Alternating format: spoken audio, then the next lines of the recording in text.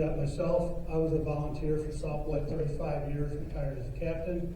Scott Barney was one of the last ones that left South Beloit on that Friday morning that Tom Beloit took over. What, 25 years, Scott? 30. Okay. Bill Puckett retired as deputy chief of 36 years. Ralph Scalick, a citizen of South Beloit. Kurt's going to help us out today. He retired as a captain of 30 years? 29. Got Josh Lloyd, who's with us, citizen South Beloit, that does a lot of computer work for us, doing a lot of things. He's definitely disgruntled as Tom. Bruce Edrington retired as deputy chief of South Beloit and Beloit, total about 50 years on the fire department. Mickey Rykowski was retired from Roscoe and Rockton. He was chief of Rockton about 40 years total. And Brandy Miller was working with us some, and I don't blame him. He got fed up with the lack of participation or information he was getting from the council. So he's here. I think I seen him today. He's sitting in the back there. So Brandy helped us out a lot too. But again, I don't blame him. He got frustrated with all the back talk. We do have a table set up here for the council. We did send out certified letters, and from what I understand, Courtney is here. So if you want to come up, Courtney, you're more than welcome. What we want to do is make sure if he does, we want to keep it as simple as possible. Courtney was the only one that had the guts, I'll put it that way, to come up and talk to any of us after the council meeting, which was a joke Tuesday night. Courtney did say, and he did shake my hand, but I didn't even introduce myself because I was so mad because of the way things went. He's willing to listen to from what he said, and I don't mean to be a jerk by saying that talk is cheap, as this has been so far, to what we've got going on. What we're going to be telling you today is facts. We're not going to be telling you any BS that you've already heard from some of the council members and the chiefs as well, and what's going on and what you can and cannot expect from your EMS department. Can't even say it's a fire department, an EMS department right now. Okay? What we're going to do then is also we're going to have question and answer. Again, we're going to try and keep it civil. So if Courtney can answer questions, I'm hoping he will. Hopefully he is going to take notes and take them back to the council. And hopefully, with no disrespect, people go out of here pissed from what you hear. And we'll go from there.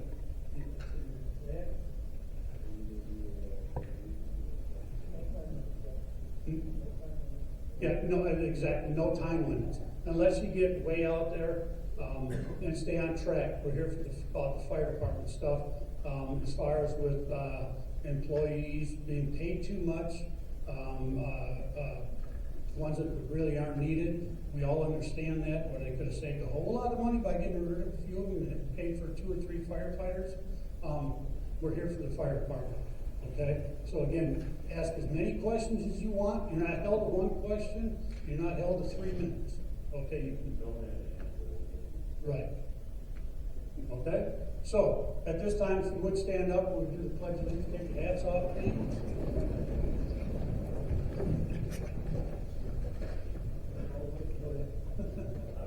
Allegiance to the flag of the United States of America and to the republic for which it stands, one nation, under God, indivisible, with liberty and justice for all. So, first of all, I want to thank everybody for coming. I mean, all the guys here on our disgruntled committee have been going back and forth probably for the last 6 months or so, having little meetings, gathering information as well. So again, Kurt's going to help out. We had him here today, if we did have the council here, that he was going to be kind of the mediator, because I know myself, I would lose my cool like I did Tuesday night. And I apologize to you people and our people, but I will not apologize to the council. Okay? So, we've actually got literature here as well. one thing that, the council and the contract, they say they went out for bids, they talked to other, departments around the area. What they did, with the contract they've got, they went to town, or City of Beloit, City of Beloit turned them down. I don't know what the reason was, but the City of Beloit turned them down. They went to town of Beloit took it on. They're paying town of Beloit up to 3 people a day, no less than 2, for over $1 million a year for 2 people basically. So you got an ambulance service coming out of South Beloit. Tuesday night at the meeting, the question was asked of one of the deputy chiefs from town of Beloit. At this time, the percentage of that they're able to get an engine out of the South Beloit station, he said it's 30% of the time, which is total BS. It's about 10%. So, in other words, if you have a fire at your house, you're not getting an engine. And as everybody probably knows, how fast a fire will spread in your house. I don't have the exact numbers, but it's quick. Even if they were to call an engine from, Rockton, which is a very good department, Beloit's a good department, town of Beloit's a good department, but they're so short-staffed as well, it's going to take extra time to get that engine to the department. That ambulance from South Beloit, if they're available, will go to that call and stand in the street watching that fire burn until the next engine, or the first engine gets on the scene, depending on where it's coming from. So again, basically right now, all you've got is an EMS service right now. Okay. The reason we wanted Beloit people here, town of Beloit people here as well, is to let everybody know is that town of Beloit is getting that $1 million and some every year, and each year it goes up. As it would with inflation and everything. But town of Beloit's getting the money. City of Beloit's coming in and covering South Beloit for nothing. So the firefighters from City of Beloit is actually going to get overworked and all that from trying to cover South Beloit for nothing. So the taxpayers of City of Beloit is paying to cover South Beloit for nothing. So that's why we really want the people of Beloit to know what's going on, and town of Beloit as well. They're going to be using our equipment, whatever. One of the things that they handed out the other night when we were there is that in the contract, the city council is allowing Chief Pease, which is also the chief of Beloit, town of Beloit, and South Beloit. They are allowing Chief Pease to distribute South Beloit purchased equipment wherever they want to.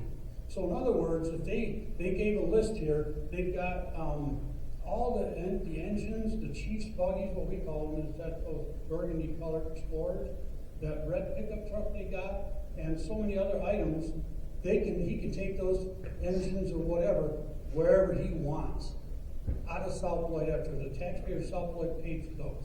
They've already gave, about a year ago, I talked to one of the deputy chiefs in the City of Beloit. I sell fire equipment for a living.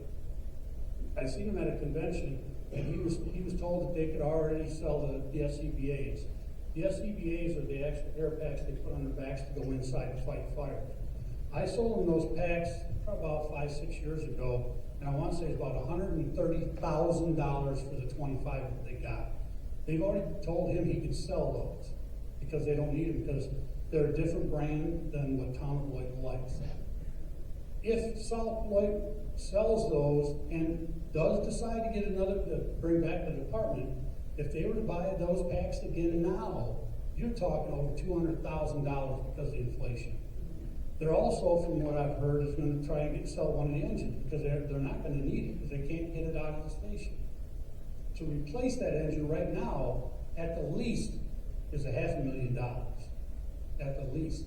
So again, if they start selling that equipment and they decide to start another fire department, a few years down the road, you can just figure how much more it's going to cost you. So town of Beloit's going to have the city of South Beloit right where they want them because it's going to be cheaper to keep them versus starting your own department, is what they're going to look at.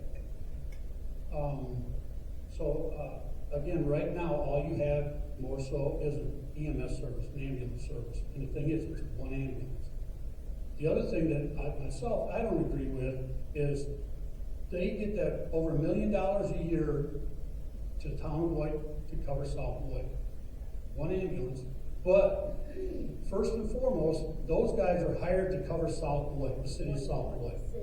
They should not leave this city unless there's something else to back that ambulance up for a second call. But it's been a few times already that I know for a fact that they go mutual aid. Mutual aid is actually if they get one of the surrounding areas gets a major call, they'll call the other departments around for mutual aid for an ambulance, engine, ladder, whatever. South Beloit will leave with that ambulance to wherever to go for mutual aid. Now South Beloit has nothing. They don't backfill, meaning they don't bring another ambulance from somewhere else to set in the station to cover in case somebody else has a medical emergency or whatever. So again, South Beloit is dead, basically. They have nothing. They're allowing that to go on as well. I don't know if the council really realizes that's what's going on, but that's what's going on. Back 4 years ago, when South Beloit was under leadership of Gary Brown, Chief Zerfus, Chief Davenport, we tried to maintain 4 people during the day and 3 people at night. So if we had 4 people during the day and that ambulance got called mutually to help out City of Beloit, Brockton, Roscoe, or wherever we were needed, we had a second ambulance available for us to man and handle a second call. If it was a call at night, there would be 3 people in house, that ambulance would go, we'd have people coming from home. I was one of them, Nick Jacobs was one of them. We had people that would come in from home at 3 o'clock in the morning to be able to man, but our goal was, and the council approved, for us to have 4 people during the day and minimum of 3 at night. And we probably covered that 95% of the time.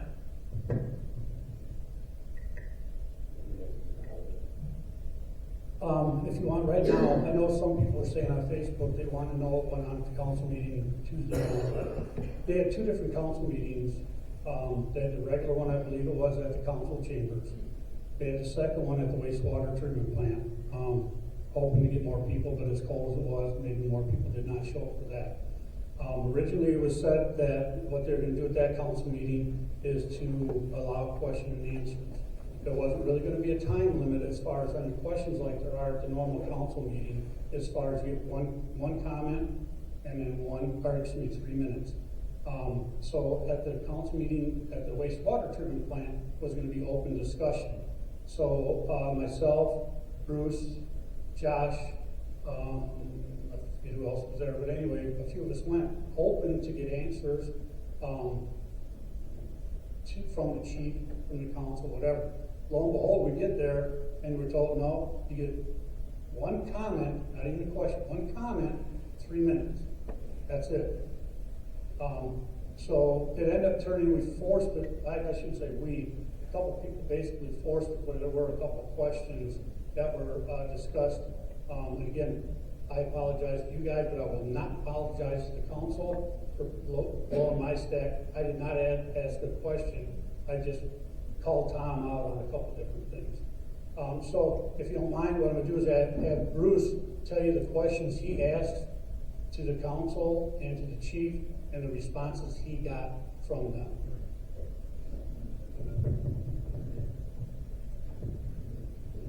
Like Hank said, I've been in 50 years in the fire service, and I've always considered myself an operations guy, which means I know enough about where fire apparatus go, ambulances go, and where they need to go, any time of the day or night.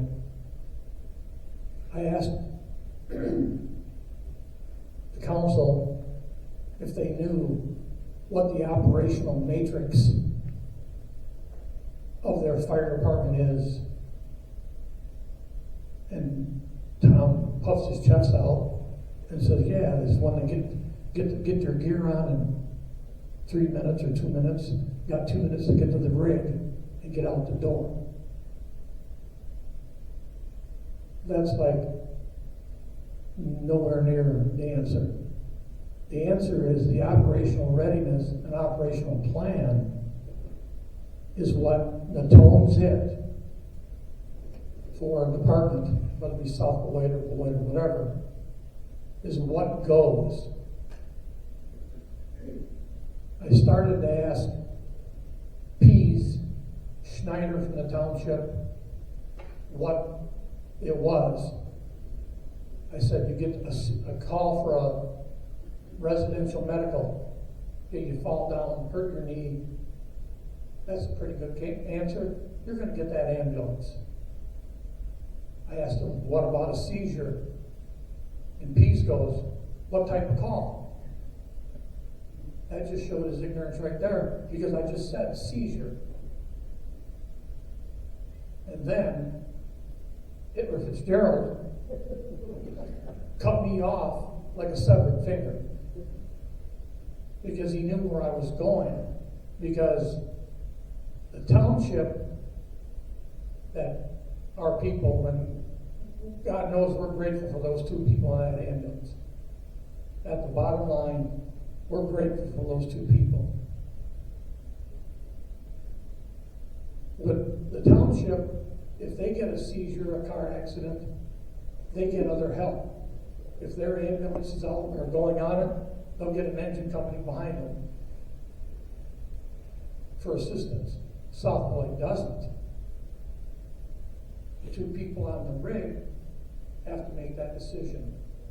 And do not take this disparagingly against the people that are on the ambulance. I'm in the opinion that these kids have less than 5 years on the job. There is no command presence. I also asked Schneider, who is their deputy chief, who is the boss for the two people that are on that rig in South Beloit? How many people work for a living? I mean, yeah, we know how you are. Okay, do you have a boss? Does your boss have a boss? That's right. There's a hierarchy, just like Kurt said. And they go, yeah, there's a shift commander on. I said, every day? Again, I got this in before I got Hitlerized. And we know that they're not there every day. It could be a company officer out there. And I asked them if they were listening to the South Beloit frequency, which is imperative for anybody that does operations. How many firefighters have got in the room that have done operations? Do you listen to your radios? Why would you listen to your radios? Because that's where all your information comes from. If you don't have situational awareness of your neighbors and the people that are going to be responding to you, you're sitting dead in the water. These people are not protecting you. Not one bit. And that's what we're hoping. We've got a good crowd that I think is coming. We're hoping that today that you all practice with your right foot and put it somewhere it should be put in the city council, because they need to hear from you. If the citizens are going to be apathetic about the fire department, you're going to get an apathetic response out of your fire department, because it shows you don't care. You don't care about your grandma, your mother, your child, or yourself, because your help's not going to be there. Jack mentioned the time frame for houses. Okay, in pre-55 houses, we had a couple things to worry about. There were no fire stops. We knew it was going to go from the basement to the attic very quickly. That was just one of the hazards we knew happened. With these newer homes, the subdivisions that South Beloit are dealing with, is terrible. What was it, guys? Back in the day, we had about 14 minutes to get out. About 14 minutes to get out of your house. They're caught on fire. I'm talking about the older homes in the community. Pre-55, pre-55, yeah. 14 minutes. Now it's down to 7. And I'm sure you all know people that have got bad knees, in a wheelchair, obtunded in some way. You have no engine company coming to get them out. If it is, it's coming from the city of Beloit, which runs, somebody help me, I know there's a couple of Beloit guys there. You gotta be doing 6,000 runs a year? Just raise your hand, I don't care. 8,000. 8,000 runs a year that goes. We're gonna have some numbers for you as soon as we get the reports. And the same thing, if you follow Facebook, I don't know how many of you do, you saw us post how many runs that Winnebago County does.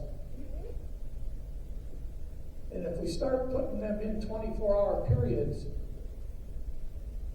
you're gonna see what's not available from your mutual aid partners, that this ludicrous system that has been brought to you by whoever you want to call them. They sat there and signed a contract that I would venture to say they never read. They let some underling with the city attorney write it, and the city council never read it. They took them at their word.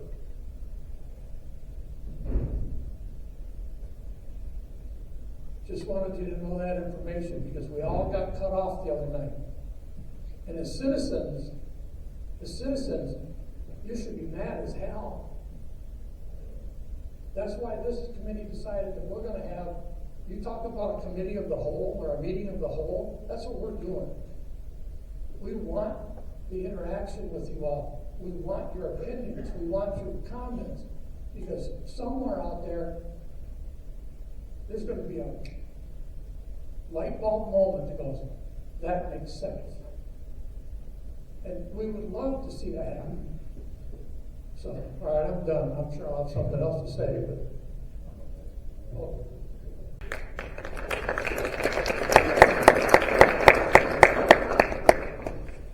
Hello, my name's Josh Lloyd. I've been posting on Facebook. I apologize for that. It hasn't always been nice, but this has been a very frustrating process, to say the least. I've admitted my complicitness in this is that I didn't follow along. I didn't listen to city council meetings. I didn't get involved. I assumed that my taxes got me the emergency services that were adequate. We say in this meeting of the whole that we have a fire department, but if we only have 2 people and we can't run an engine, which they said in the meeting, with 2 people it's unsafe to run an engine, even though I heard we did the other day. We don't have a fire department. It's just the basics of it. So I kind of want to start out here by letting the chief tell you, because it's in these meetings, and I beg you to listen to them. I beg you to get involved. I appreciate everyone coming out here. And with everything I've said, I also want to say, to me, emergency service people are heroes. I mean, they're second to none. They're out here saving lives. They're out here protecting my constitutional rights. They do so much. It struck me the other day. They're strong enough to go in and fight fires, and they're gentle enough to heal a dying child, right? These people are heroes. So I don't ever want anyone to think that it's towards them, because it isn't. It's the process of finding out that what happened here. In January we brought up that we were going to outsource the fire department. A month before that, they said they had concerns in the community, but there was no reason to talk about them because they didn't have the insurance piece yet. So January, they get the insurance. I've been told that all we're required to have, not these videos, is the minutes. So I ask you, go back and look at the minutes from January 2024 to March 2024. See how many times it's mentioned. See if you could have picked up what was about to happen. And if you can't, that's a problem. Is the police department going to be next? What are we willing to just let go here? We can outsource everything. I don't think as citizens we want to, right? We need to be informed, but we weren't informed, and now I'm trying to catch up. There's a lot going on with catching up. It's hard. I got told it was all staffing. That was the reason. Fast forward a couple minutes later, it's about money. Fast forward to now, I hear we fired part-time people. Okay, so let me get it straight. This makes no sense. We can't get fire people in the whole area. We can't get firefighters and EMS.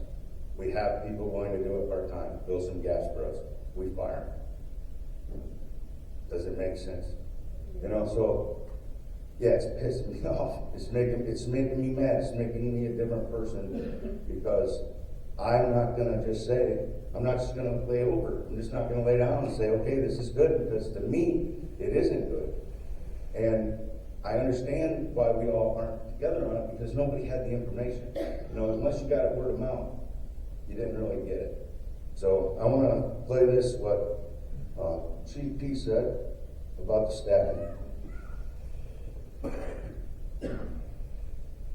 First of all, I wish you guys would invite me to those meetings that you have so that I can be, somebody to answer questions. In terms of level of service, I can tell you from my standpoint, regardless of the staffing that's in that station, the level of service is far exceeds what you had before. And every day you're getting two very highly trained paramedics and firefighters that are certified in everything that they're supposed to be doing. So on top of that, I heard the number of 5. Every fire station should have 5. You're hearing it from my face right now. But it's what is budget supported. So fast forward to now, how I feel about the situation. It's going to get put back in my lap. But how are you going to fix this problem? How am I going to fix it? I need a referendum. I got to go out and talk to people to get changed on something that I think I'm already owed from the taxes that I paid. You see what I'm saying? Now it's back in my lap. I can't complain. Here's the other thing that you need to understand if you're going to listen to these council meetings. Friday, the agenda comes out. It's not specific. You don't know what they're voting on. You don't know the specifics of it. And then Monday comes around and they vote on it. During Monday's council meeting, you might hear somebody that's not on the council speak on what it's all about, what they think about it.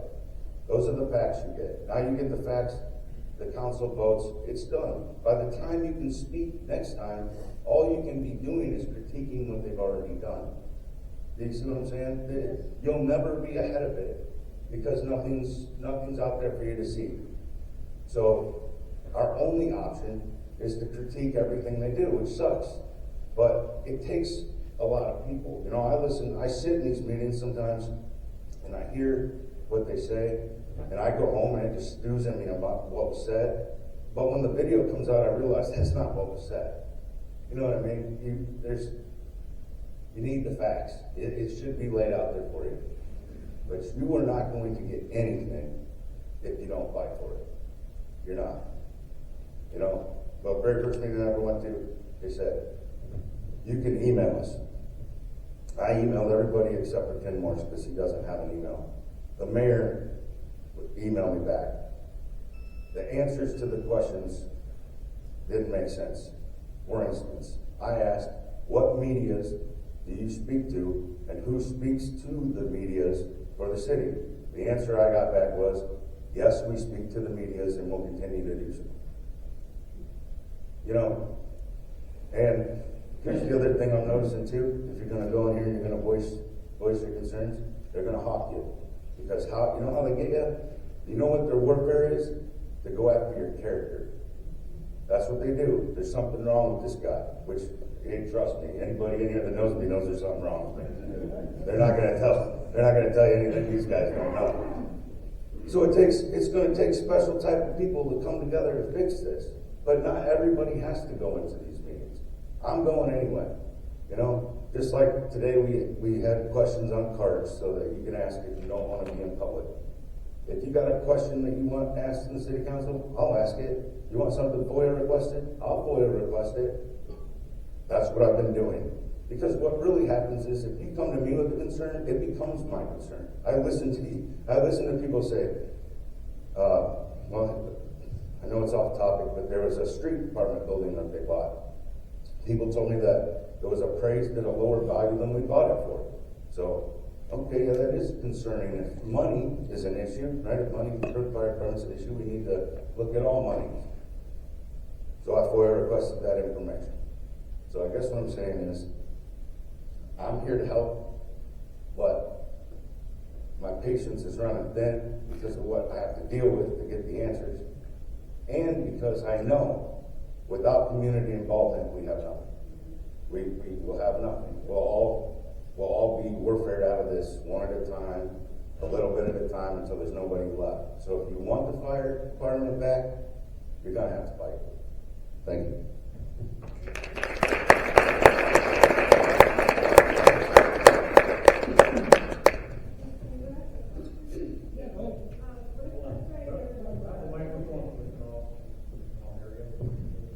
Let's say we have like a medical emergency, and then 5 minutes later, somebody's house catches on fire. Like currently, how will something like that be handled? What they're probably gonna do is, who's ever on that ambulance, if they're listening to the second call, is probably gonna call dispatch and say for instance, it's right down the road here. They're gonna probably say, call Rockton to handle a call. But as you can tell, what I just told you, that's delayed by several minutes. That's my guess of what they're gonna do. And it's again, if that ambulance crew is listening to the radio, depending on what that call is, say for instance, a code. 2 people cannot work a code. And you got so much stuff going on, pushing drugs, running the monitor, all that stuff. So they're probably not gonna be able to listen to that radio real well. A code is actually a heart attack where they're out. They're pulse number. Yeah, pulse number. So we talked to some of the guys the other night that was at the meeting, or Bruce, I think Bruce brought it up as far as listening to the radio. On the South Beloit radios and everything right now, if they're out on Beloit, they can't hear what's going on with South Beloit, so they really can't jump the gun, if you will, to get that call. So in all reality, don't know who's gonna come. In all reality, it should be town of Beloit coming because they're getting paid to come here. They're not. Okay? To answer your question directly, if the ambulance is out on a medical call and a fire call comes in, we have automatic aids set up. That's an agreement that is with City of Beloit for an engine and a chief, Rockton for an engine, and Harlem Roscoe for an engine. But there is a delay because you dial 911, it goes to Winnebago County. Winnebago County will automatically dispatch Rockton and Roscoe. They will wait. They may wait for a crew to come in, or make sure they have people coming in to back them up. And then Winnebago County has to call Rock County to say, hey, we need an engine and a chief from City of Beloit. That's the initial responses. That's how it's initially set up. Where if South Beloit had a 5-person crew, the ambulance would be out. There'd be 3 people at the station to take that engine out immediately. And then those other crews would come in. And keep in mind, fires grow double in size every 30 seconds. So those delays he was just talking about with calling the other departments, think about your house. Is that extra every 30 seconds, it's doubling in size, doubling in size. Misty Meadow House, it takes about 5 minutes for it to be from the basement through the roof. It's not a fun time.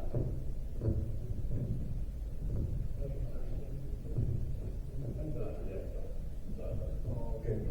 Yeah, pretty much answered my question about dispatch, because that's my concern. So, South Beloit is dispatched out of Winnebago County, but Town of Beloit is responding, which is dispatched out of Rock County. So there is a huge time delay. I mean, it's only a phone call, but Rock County dispatch is busy just like Winnebago County dispatch is busy.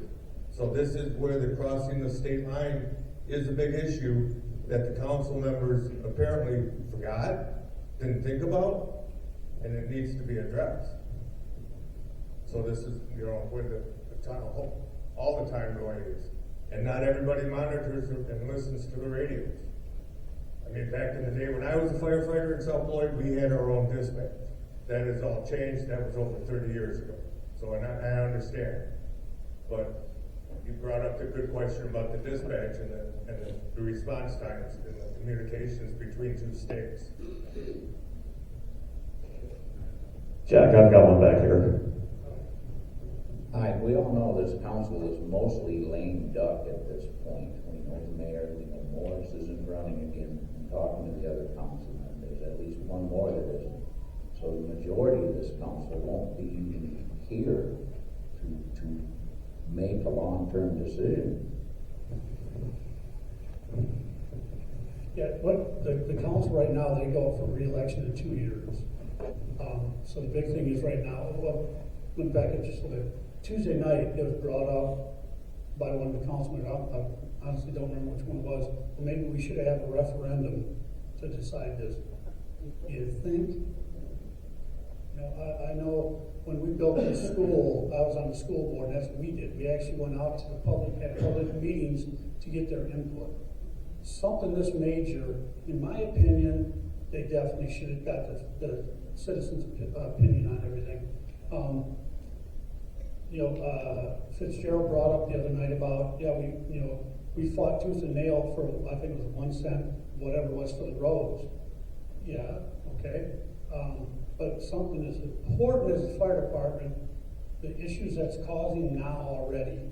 Unfortunately, since it's all taken place, some of the worst situations that can happen has already happened. I know they've had several house fires, mutual aid. Scott wrote something down here just this last week that when we were talking about mutual aid, that one of the comments they made the other night too. If the Beloit does not have an engine available because of short staffing, let's rely on mutual aid. Yeah, but that's what it exactly means, mutual. You got to get back to the other ones too, and these guys are getting wore out from covering Beloit all the time. It's not that they're not going to do it. Like Bruce was saying, nothing against the firefighters themselves at Beloit, Rockton, Town of Beloit, nothing. It's nothing against those guys.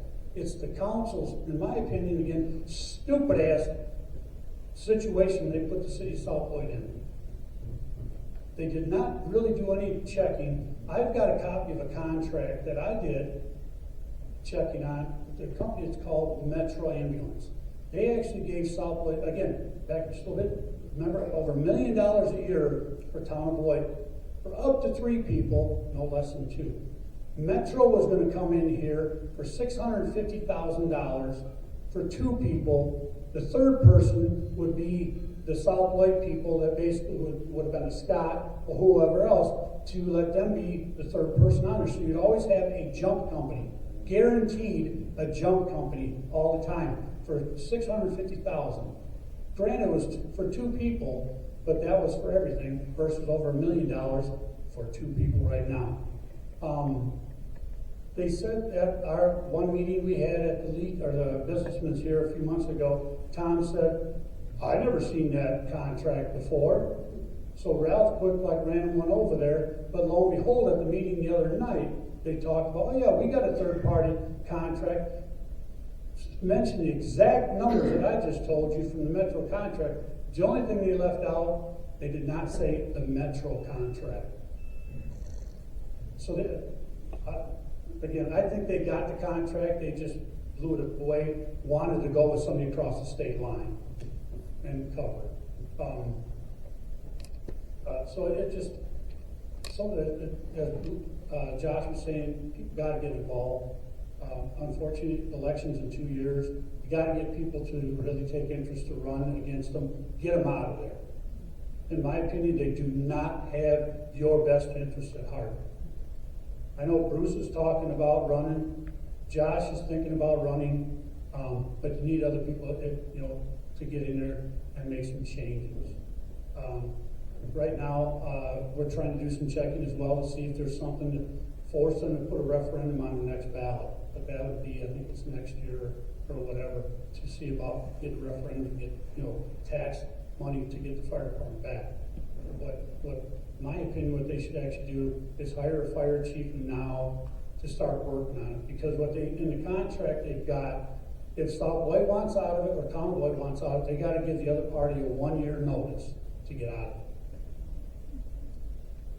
As Josh was saying as well, each time you talk to Tom or hear him talk or the council talk, it always changes what the reasoning was that they got rid of the fire department. Either couldn't get people to hire, They couldn't pay it, they didn't want to get, the money. Right on down the road. Tuesday night at the meeting, Tom says, we're willing to pay whatever it takes to get the fire department. The younger group, us older one guys who've been there, were there, is basically saying, we're doing this for our community. I spoke with Chief Pease after one of the council meetings, the only council meeting I attended, that I've been to in a long time, and outside, and I told him about the morale issue. He told me morale's an emotion, he can't control that.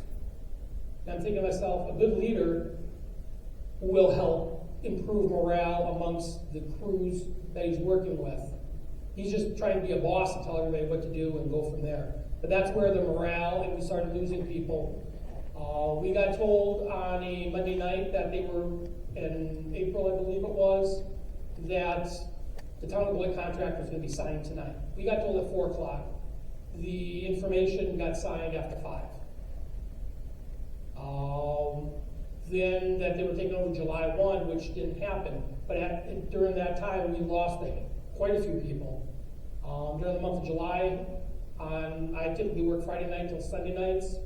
I was the only person in the house by myself for a lot of hours in the month of July, and that because our people were dwindling down and saying, I don't want to play. I don't want to be here anymore because of what's going on. We saw the writing on the wall. So that was a morale issue, a leadership issue, a lack of holding people accountable, including myself. I'm not going to shy away.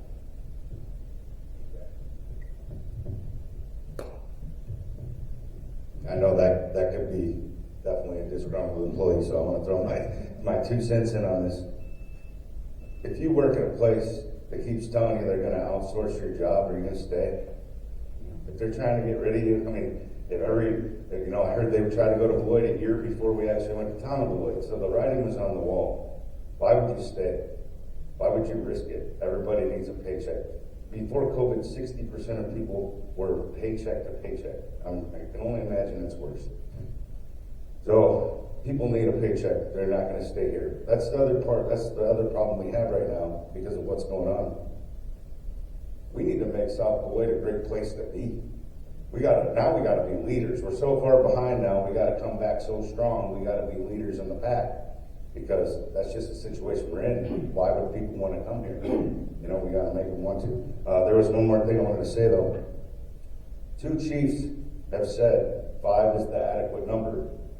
I think the reason that 5 is the adequate number is because you can roll an ambulance and you can roll an engine, right? That's why 5 is the adequate number. So me being naive and thinking that I'm owed that number, I'm kind of pissed that 5 isn't even an option.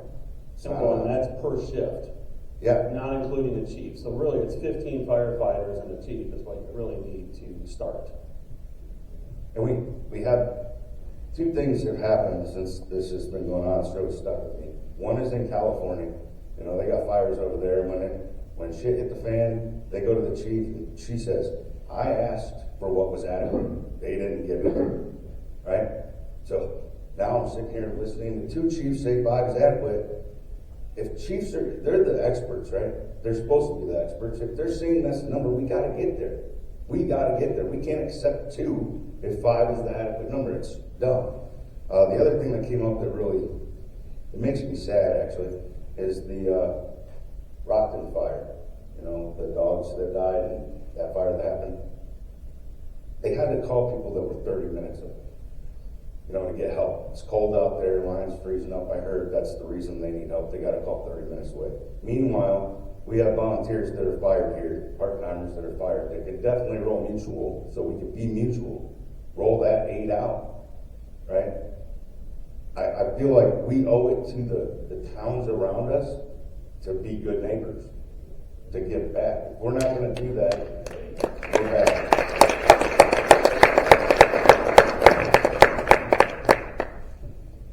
One thing to add is, as far as Scott was saying about at the April meeting, I was at that meeting as well. I'm not going to say the name of one of the council members when I questioned and told him about my concerns that I was totally against farming out the fire department. He actually looked at me and he said, well, probably 3 to 5 years down the road, we're going to have to have our own department again anyway. And I told him, I said, well, why not now then? Because if they start selling some of that stuff off that I told you about a little while ago, it's gonna cost South Beloit a ton of cash to get the fire department back. Also, Tuesday night at the meeting, one of the firefighters that left here a few years ago, he was there, and he actually asked a question. He says, does South Beloit have a fire department? Simple question. He stood there, and everybody just went quiet. He said, all I hear is crickets. He looked at the council, and the mayor says, the chief should answer that. The chief looked, he said, no, that's the council's answer. So he never got an answer or a response when he asked, does South Beloit have a fire department? No response. Another question, someone asked me who it was, he says, what is your 5-year plan? Again, nothing. By the end of the meeting, one of the guys that was there asked a question. He said, okay, what is your 5-year plan? And then the mayor says, well, yeah, I think we do have a 5-year plan. And that was it.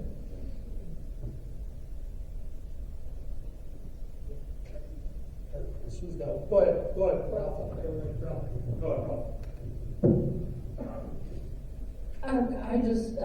I'm a former mayor of South Beloit. I'm Alice Schoonover. And this hits very close to my heart. When I was mayor, we bought the 2 ambulances, and we took a lot of shit for buying those 2 ambulances, but they were used. They were used every day. And to see what's become of our city and our emergency services, like I said, it breaks my heart. I want to say you need to get out and vote. With only 400 people voting this last election, that's just totally uncalled for. Get your asses out and vote. Tell your neighbors, tell your family, tell your friends, get them out. Also, I think this council was sold a bill of goods. They had no idea on licensing or certifications in Illinois, and I just think that he just, I don't know where it went wrong, but God bless, it just is sad. It's just terribly sad. And it breaks my heart because somebody's going to get hurt, somebody's going to lose their property, and we've got to do something. So please, please, please, just make your voices heard and just take care of everyone. Just to touch on that as well, remember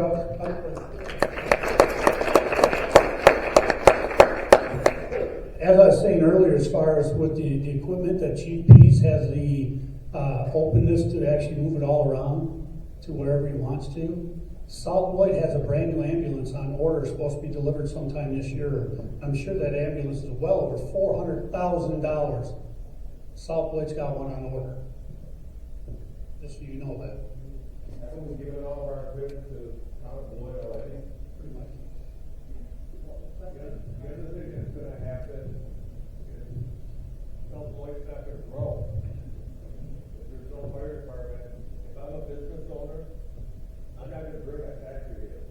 I would not be surprised if some of the factories that are here are starting to look at leaving for that same reason. Okay, here's one of my questions, because I thought it was an engine that was on order, but it's an ambulance, correct? Not an ambulance. I said, that was one of my questions. I thought it was an engine that was on order for this year, but it's an ambulance. Okay, great, thank you. And I understand we all got to vote. Absolutely. But we have 2 years. We can't wait till we vote. Exactly. What do we do to mandate that they stop the sale of any equipment? We should have a say. And a decision this big should have been brought to us by the. And you think they care? Huh? And you think they care? I don't care what they think. I don't care if they don't care. Obviously, we I already agree with know. you, honey. Yeah. I agree with you. We already know they don't care. But when you go to the city council, which I don't, and Jack and Josh and those guys do, they get deadlocked every time. Okay, but what can we do? We should have a say in whether the equipment is sold. I think that everybody should put a sign in their yard that says, "Save the fire department." Well, the other thing is too, is that, as Josh was saying with the emails, email all the council members, they got phone numbers as well, call City Hall or whatever and ask for their cell phones, because they've all got city cell phones. Blow them up. Other than that, Alice, is there anything that you can add, being an ex-mayor, to answer that as far as what we can do? I don't mean to put you on the spot for it, but I'm going to. The big thing is make your voices heard at City Hall. And it's up to the council ultimately and unfortunately, but let them know. Pressure means more than anything. We need to stop the sale of this because we're only going to compound things for 2 years down the road. We can't be chasing our tails. So we got to stop this now. Everybody. Do what they say. And that's the thing, is I don't think anyone's looking at the future, 2 years down, of what, if we go back to our own department, it's gonna cost us big bucks. And it scares the bejesus, that's another thing, it scares the bejesus out of me to think, and they're trying. When I was on council, the big thing was we always wanted to leave it better for the next council. And they're not doing that. They are too busy making stupid laws and it just. I mean, they made one about dogs pooping on the sidewalk. it just, take care of your business. I just wanted to say that. Yeah, I don't know what to do either besides make your voices heard. You have to do that. You have to do it, whether you do it through a proxy and you have somebody else go in for you and ask your questions, you have to demand answers to them.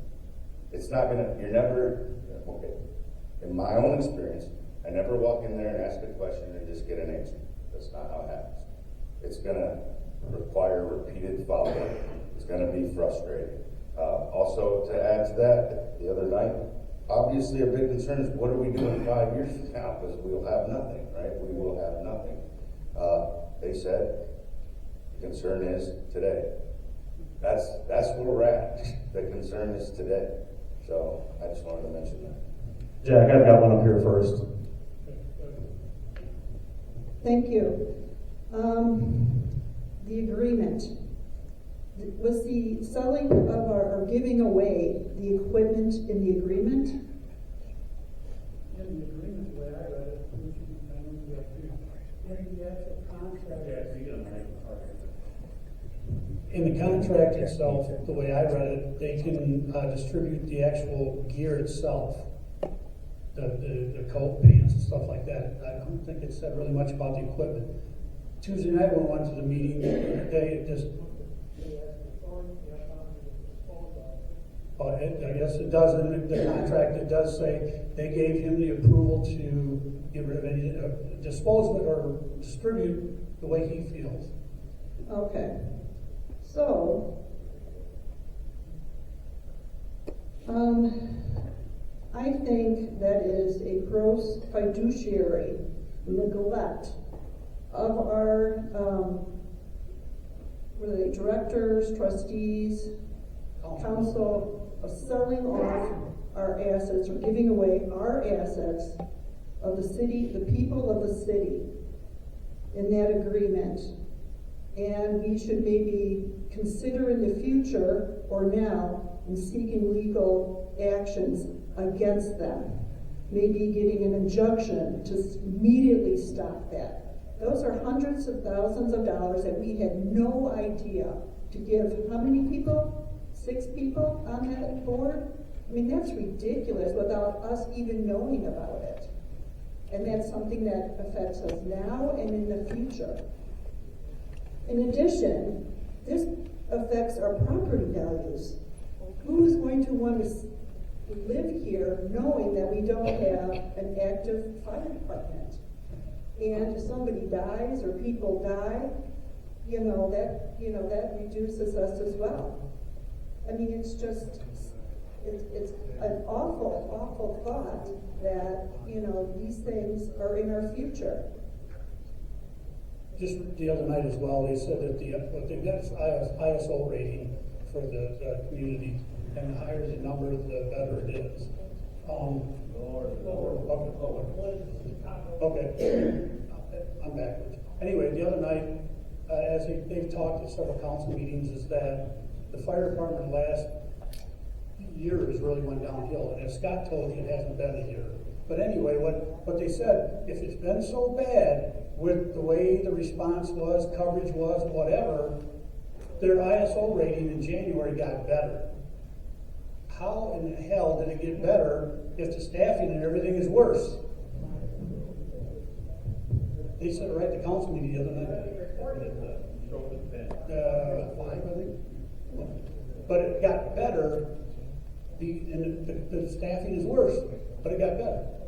The other thing on that there, again, my opinion, once your insurance company, as Tim was kind of saying just a minute ago, once your insurance company finds out that you do not have a fire service to protect your house, what is your insurance rates going to do? The chief is going to tell you it ain't going to affect it at all. He's already said that. Well, I'm going to let you talk to another chief right here. Very good chief in the local area, and willing to come here to help out. Hi, I'm Brian, 43 years in the fire service, and I'm here to support my brothers and this community. First of all, it is great to see everybody here, whatever your reason is, but seeing how this has grown from the first time I met with this group, I think there was only about 6 people there, and now we have a lot of people here. Do not give up your fight, because this city council decided to change everything for this is my opinion, your EMS and your fire department, without speaking to you guys, is how I'm gathering this. And that's completely wrong. To me, it shouldn't have went out for bid. Your fire department should have been your fire department with your fire personnel to protect you. And that's what you need to keep fighting for. Do not give up that fight. Another thing with this ISO, you need to go through 3 years of paperwork and then a study for ISO to come in and then regrade you. So however this went from a 5 to a 4, if that's a guess or if that is legit, but in order for that to change, you're going to have to go through 3 years of paperwork. Testing, post-testing, training, all of that. If that happens in 3 years, your insurance rates will go up. There's insurance companies that don't recognize ISO, and that's fine. But the ones that do, you as a homeowner or a business owner can use that for leverage and negotiate with insurance companies that are going to give you the premiums you deserve. However, if the fire department is going to get a bad rating on the insurance side because you aren't protected the way you should be, those insurance rates are going to go up. So you can use that as a leverage. If you have a good fire department, responses, training, testing of equipment, your ISO rating goes down, that's money that you're going to save. Then you can put that towards your taxes and offset it. But you need to keep fighting for your fire department, your protection for you, so you go to bed every night, know that you're protected. But I'm a firm believer you need a minimum of 5, 2 for the ambulance, 3 for the engine, to handle your day-to-day operations. When you get something that's worse, a structure fire, mass casualty incident, there isn't a fire department out there, unless you're big cities, Chicago, Los Angeles, Rockford, they can handle a lot of those multiple large incidents on their own because they have numerous firefighters. A lot of places don't. Recruitment and retention is very difficult now because of the demand. When you look at volunteer or part-time firefighters, the amount of training, recertification that you need to keep up with your license and trying to balance your home life and your regular job, that's why the amount of volunteers and full-time people, or part-time, is diminishing because they can't keep up with that. And families have 2 incomes. Everybody's working. It is very difficult to maintain that. And that's why we lose a lot of our volunteers and part-timers because of that. You want to keep a good fire department, you want to keep the people, you don't want them going somewhere else. You need to look at the comparable wages around the areas. You don't need to be millionaires, but you don't need to be poor either. You need to find that balance, what everybody else is paying. Keep your people. Because when you have the same amount or the same crews working together every shift, you have more consistency. You know how the strengths and weaknesses of your crews that you're working with. And it's going to work like clockwork. And that's going to save lives. You have no idea the logistics of how that works. So, again, keep up that fight. Do not give up. It might take some time, but don't let 5 or 6 people dictate your safety. That was just wrong. How long do you think it takes to rebuild? Estimate. If you get a good person in there, you can bring people from the outside or your previous internal people back. You can get it within a year at the most.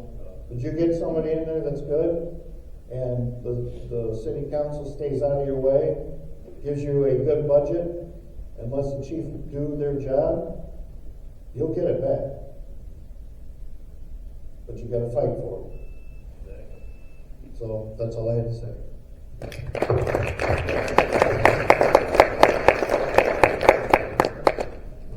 Yeah, thank you. Great comments from that gentleman. And I want to thank everyone who's been volunteering and serving our community. It's been wonderful that you do that. We can't get by without that. My question is, how can they legally distribute the equipment when the taxpayers of South Beloit paid for it? How is it able district? They don't own it, they don't sell it, we're not getting paid for it.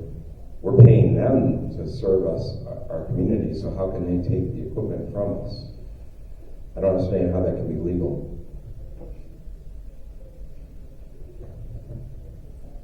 Can you possibly answer that, Courtney? I'm gonna wait until closer to the end to give some feedback. I'm trying to soak all of this. Okay. Honestly, Lisa, I don't mean to pick on you. Lisa's my cousin. She worked many years for legal firms. Some of the words she just used a couple minutes ago over my head. Do you have any comment on that, Lisa? I don't. I'm not a lawyer. My only thought is that we as people put the board, in place to act. They act on our behalf. But I'm assuming they get the right to do so many things. They probably have, a ceiling. What that ceiling is, I don't know. I have the same questions as you. They can only do so much. They have, a ceiling. I'm assuming the lawyer told them, Roxanne Sosnowski told them they were within the ceiling, I'm assuming. Otherwise, they can't break the law either. Otherwise, we can go against them. I don't know. yeah, because I think the comment you made about the injunction seems like the least we should be doing to preserve our assets, right? We paid for it. My other question was to the gentleman who was part of the fire department in 2022, when I guess it was last fully staffed. What was our budget then to support that staff of 25 versus what our current budget is? How does that compare in cost? I truthfully don't know the budget numbers. I was one of the worker bees. Somebody may have information from past. You just looked it up. Jack? If what I've heard, if I'm hearing it correctly, is he's Chief Beloit, Town of Beloit, South Beloit. We're all one big happy fire department. So I think one of the ways they're hoping to get away with redistributing and disposing of gear and apparatus as they please is the fact that it's not South Beloit anymore. It's Beloit, Town of Beloit, South Beloit. And we're I think we're basically a substation to the big part over across the line. And I don't know if you could do an advisory referendum to let the council know that you want to keep our apparatus and gear home, and because we've got plans for it, and so. And something else I wanted to address too is that at one time, South Beloit used to be a victim of their own success as far as training people. And we get them trained and they'd stick around a little while and they'd see better opportunities to go elsewhere. And no one can blame them. And we'd end up losing them. And we've got 2 young guys through the Town of Beloit right now. Town of Beloit has still got help wanted signs up over for their stations. These guys now are certified in both Wisconsin and Illinois. They've got, as far as looking for another job, there's, if they're always going to be stuck in South Beloit, they're going to be looking. And so, after going to all this trouble of getting them certified and everything, one of them could get a different job tomorrow and just be gone. And something to think about. Well, I know one thing on what you were just saying there as well, Clark. Town of Beloit is having a hard time getting people to hire. I know that they just had a deputy chief retire. They had one other guy leave to go somewhere else, and City of Beloit hired one of their guys. Now, City of Beloit also has went through their hiring list, so they don't have anybody else to hire as well. When it comes to that, they have to do testing and all that stuff before they actually come up with a hiring list. So it takes time to do that as well. Also, Town of Beloit, with them building that new station up by Turner. GP's got a grant for that. Great that he got a grant for it. But within that grant, they've got to staff that station, or with whatever millions of dollars you got to build that. If they don't staff that station, you've got to get that money back. So basically, being that they can't staff basically what they've got right now, they got to staff 2 stations, not including South Beloit. So you can bet, being that they got to staff the new one, they're going to take personnel from the existing station up to the new station, probably very short staffed at the station out on Afton Road. And South Beloit's going to stay at 2 people. If they stay. Hey, on that, one of the possibilities that the Town of Beloit will do, so they don't have to pay back that grant money for that new, it's a beautiful station, I live right near it, is they'll round out their old station on Newark and Afton, just so they can literally just shift the staffing over to that new station, so it's staffed. And to go back on what the other gentleman's saying is, everyone's having a hard time hiring and retaining people. I think the Town of Beloit is supposed to be at 9 or 10 people, and they've only got 6. And every time they get 1 or 2, they get another opportunity. This is all in the last few months. 1 or 2 are leaving. So the Town of Beloit firefighters are seeing the writing on the wall too. That's why you're only getting 2 in South Beloit all the time, is because that's all the Town of Beloit can afford to give you, just to fulfill the agreement. So Town of Beloit, I don't know what they're running with on daily. Some of the guys are here, but I know they don't want to speak because they don't want to stick their necks out, especially being full time right now. So one of my other questions is, how many months are we into this agreement? Are we like 4 or 5 months into it already? They were supposed to take over July 1st. They ended up taking over October 17th, I think it was. 7th. So we're good for whatever, we're almost halfway through, you guys are almost halfway through your contract as it is right now. Why don't you file the paperwork that you're going to not re-sign the contract for next year? They got to give them 1 year notice. Oh, so. And it's up to 5 year, actually I think it's 6. So it's either a 5 or 6 year contract they sign, but if either one wants out, they got to give them 1 year notice. Oh, so this contract is for 5 years? Yeah. Oh, okay, I wasn't aware of that. What if you, like, why not file the paperwork now to get the ball rolling? Just so you're ahead of the game. And the big one is, like the other gentleman said, is, I mean, if you really want to do a fire department, I would bet it's probably going to be more expensive than $1 million what you're paying now, but you will get, you'll have 3 full-time people. You'll have 5 full-time people, 2 for the ambulance. And like Chief Hedrington said, the big one is accountability. You need to have a supervisor, a chief, a deputy chief, a shift commander, whatever you want to call it, battalion chief. You need someone monitoring that radio all the time to cover all those other calls, and you'll have that. But I think it's going to cost you a lot more than $1 million. Right. But I understand you need some sort of service, but I think $1 million for 2 people is a lot of money. So, thank you. Jack, you've got budget numbers.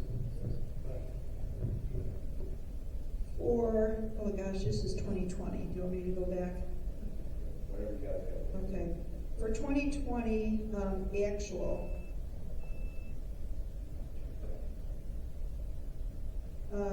the fire department revenue was $560,000.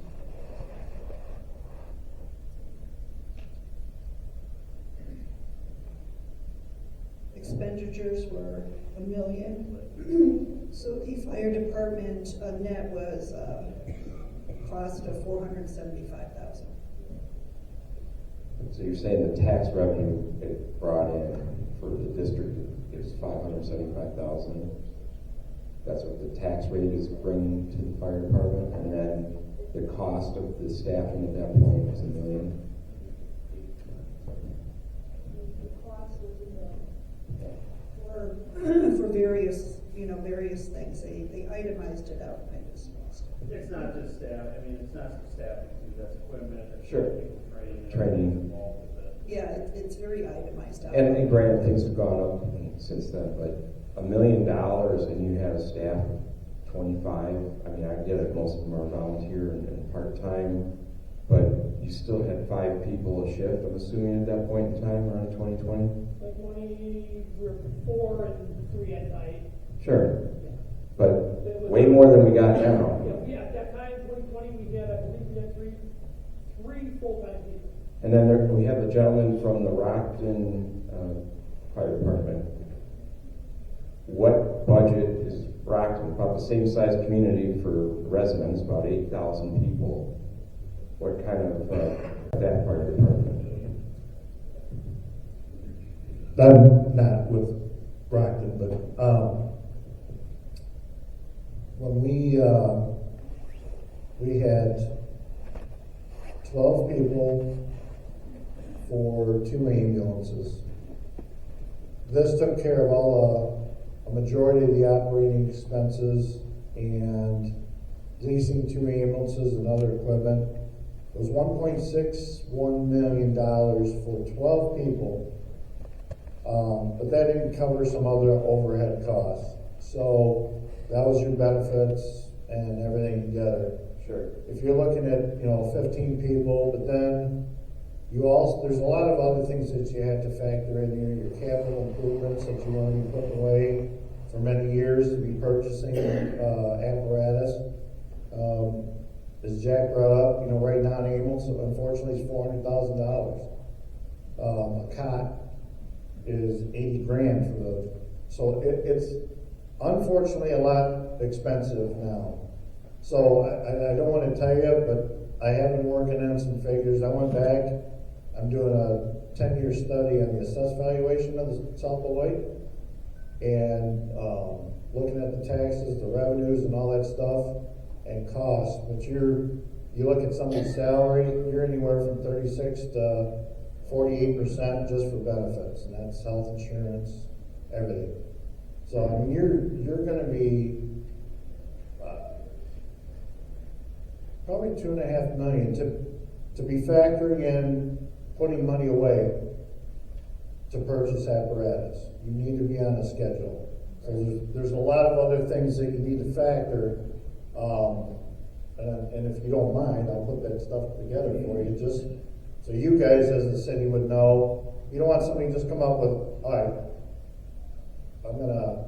this is a referendum you need. Well, you can't just pull a referendum out of the air. You need to know how much it's going to cost today, and then you also need to factor it in 5 to 10 years, because you want to be able to sustain that. And you're looking at your revenues for ambulance billing, auto accident billing, every revenue stream that you can bring in to help offset that. So there's a lot of factors. But I do know 1.6 million for 12 people, leasing 2 ambulances, all the benefits. So it's not cheap, but it's a necessity. Yeah, we have a neighbor who had a medical emergency. She called the ambulance, and it took 45 minutes for them to actually get to her house. And thankfully, it wasn't a heart attack or something. She had just collapsed. But so you factor that in your EMS calls that you need somebody there right away. You know, you got somebody that's sick. 2 people can handle that easily. You're bringing up your seizures, your cardiac arrest. You need more people. You need that support of the engine company, because you may need a driver. So the other 2 can do their thing. So then you're back down to 2 on the engine.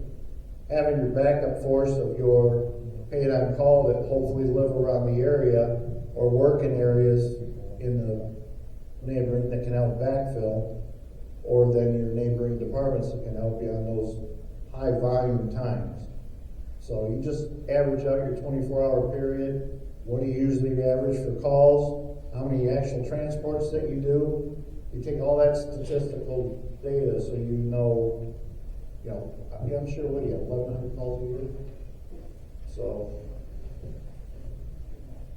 another thing is when you respond out to the tollway, if you work out a contract with the tollway, you're guaranteed $500 per response onto the tollway, and then you can also bill those people that were involved in an accident or vehicle fire. I don't know if they're doing that now, but that's actually revenue stream. Anything that you can do to recuperate your costs, you can. You cannot bill on a house fire or a vehicle fire for residents. You look at that because you're already paying taxes. They can bill the insurance company, but not balance bill you, because that's an even trade. If you're paying for the services to be ready and have all that equipment there, that's something that should be done, but not bill you as an individual for balance bill. Now, somebody that is involved in an accident or requires an ambulance that does not pay taxes, it's not a citizen, they get the full bill, because, yes. We bill the individual for the ambulance transport. We're not a fire district like Rockland, Roscoe. Okay. We bill, if you get transported, you get a bill, or your insurance company, Medicare, however, they get that bill. We do not bill for car accidents, we do not bill for the other revenue sources that are confidential, we're aware of. And we don't bill for those. I know under hazmat, we can.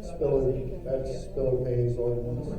But when you're saying you're billing the insurance, whatever's left, are you expecting the citizen to pay that? I believe yes. Unless it's the Medicare, Medicaid, then unfortunately some of those. Okay, well, it's not like him. If you're looking at trying to build up taxes, You're trying to cover your. Yeah, so, you know, if you're, I don't know how much you bring in on the property tax side, but if you're gonna have, look at increasing the property taxes to cover that, forgive me, but I would highly suggest that you don't balance bill, you build insurance, which you can. Yeah, the billing agent company that we deal with. Yeah, so I mean, you just put that as a resident, and But then, it's only ambulance billing.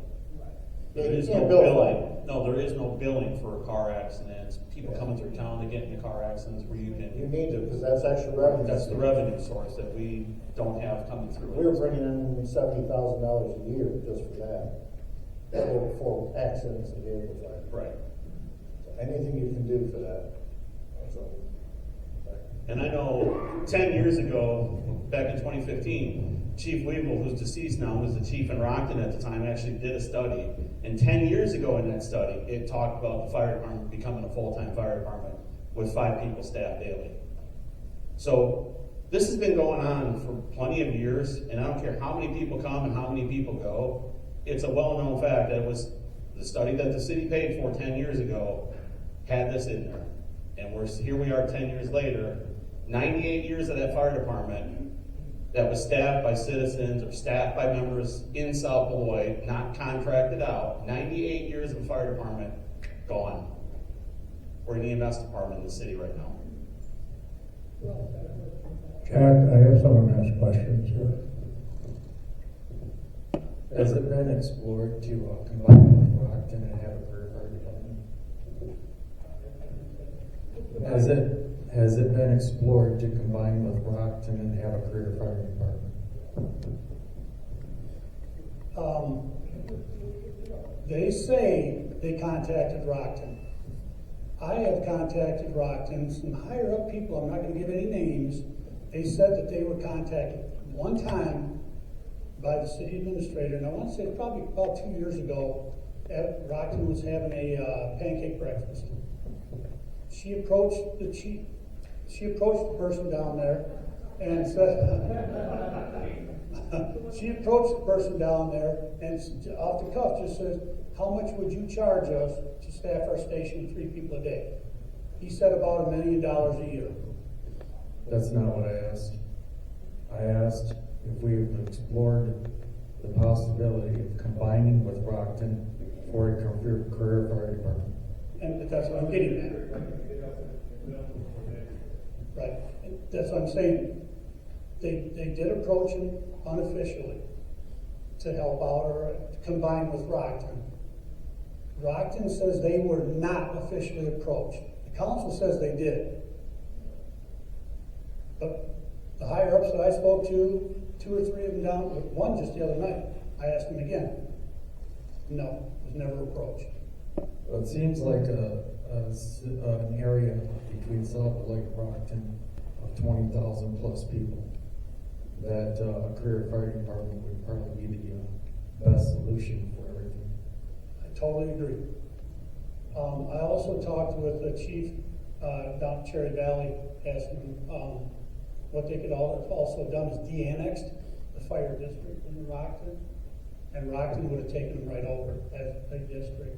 That way, South Beloit would have basically been in Station 2 and been fully covered.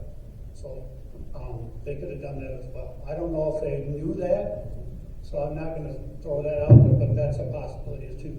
But as far as officially talking to Rockton, I have been informed, no. You got one, Rob?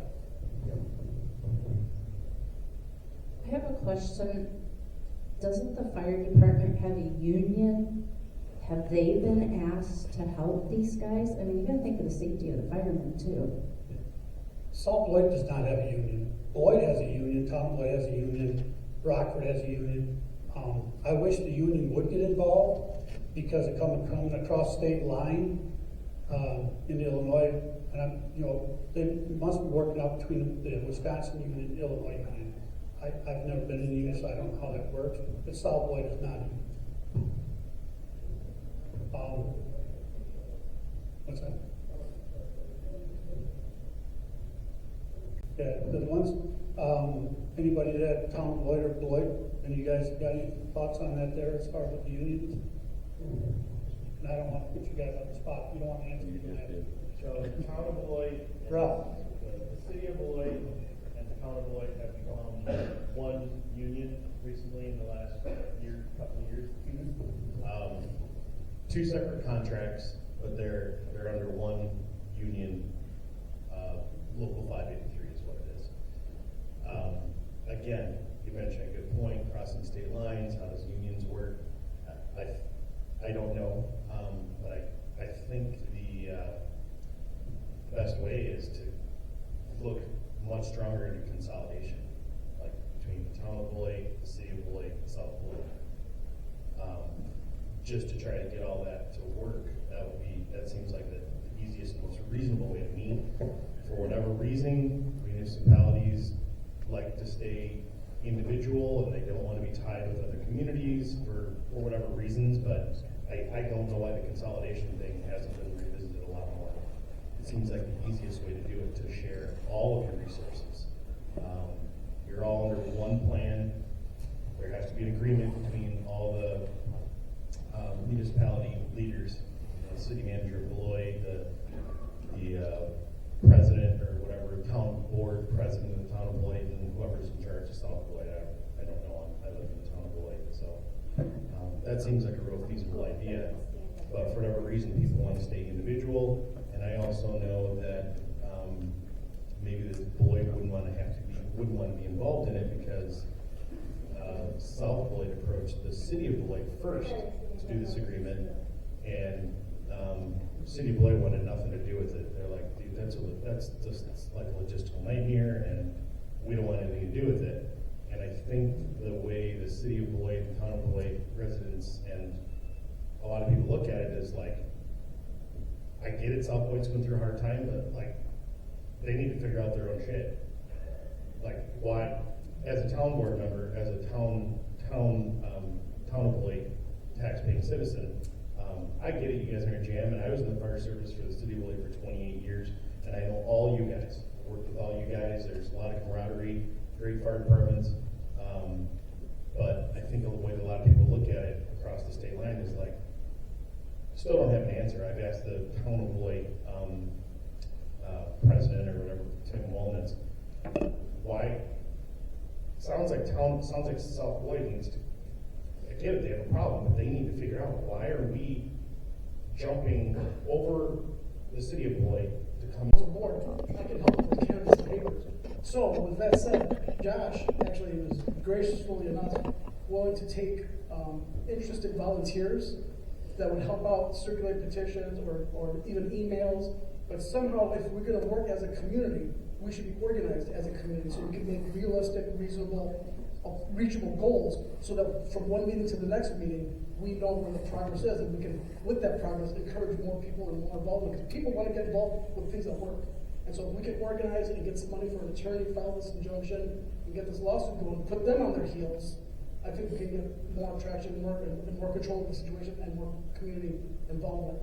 So if you guys want to get involved, you have kids, brothers, sisters, whatever, the Facebook page you get is Josh what?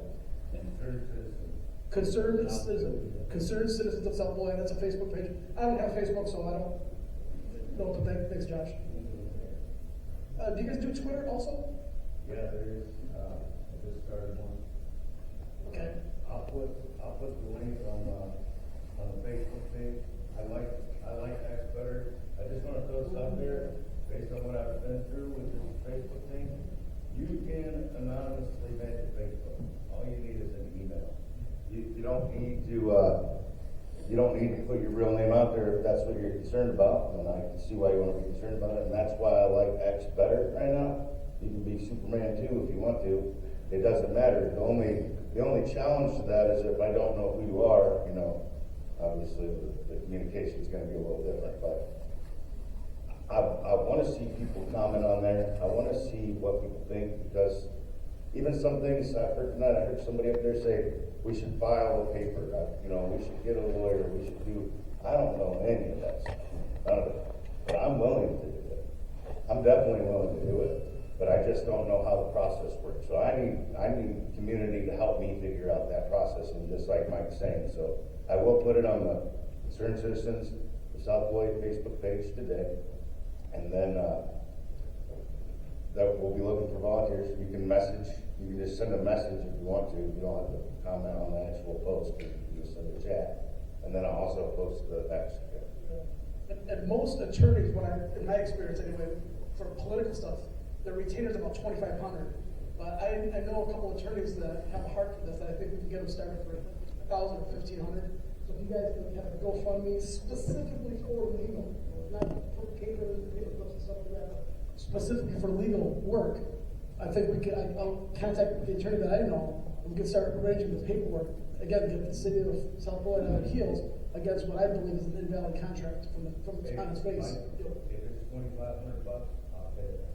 Wow. I'll pay it. All right, that's awesome, Josh. Hello, everybody. I was coming here today thinking that we would find some way of getting it's over here, I'm over here, Jack. Some way of getting our firefighters back, our fire department back. And then all these other issues, but, we could work around them. But I think our first priority is to get our fire department back. And how we can, how can we do that? That's what I really thought the meeting was for, so that we would find out ways of getting them back. Am I wrong? Definitely right. All their opinions and everything is fine, and I agree with all, the majority of it, but I think we need to focus on getting the fire department back, and then all this other stuff will come in. I mean, that's my opinion.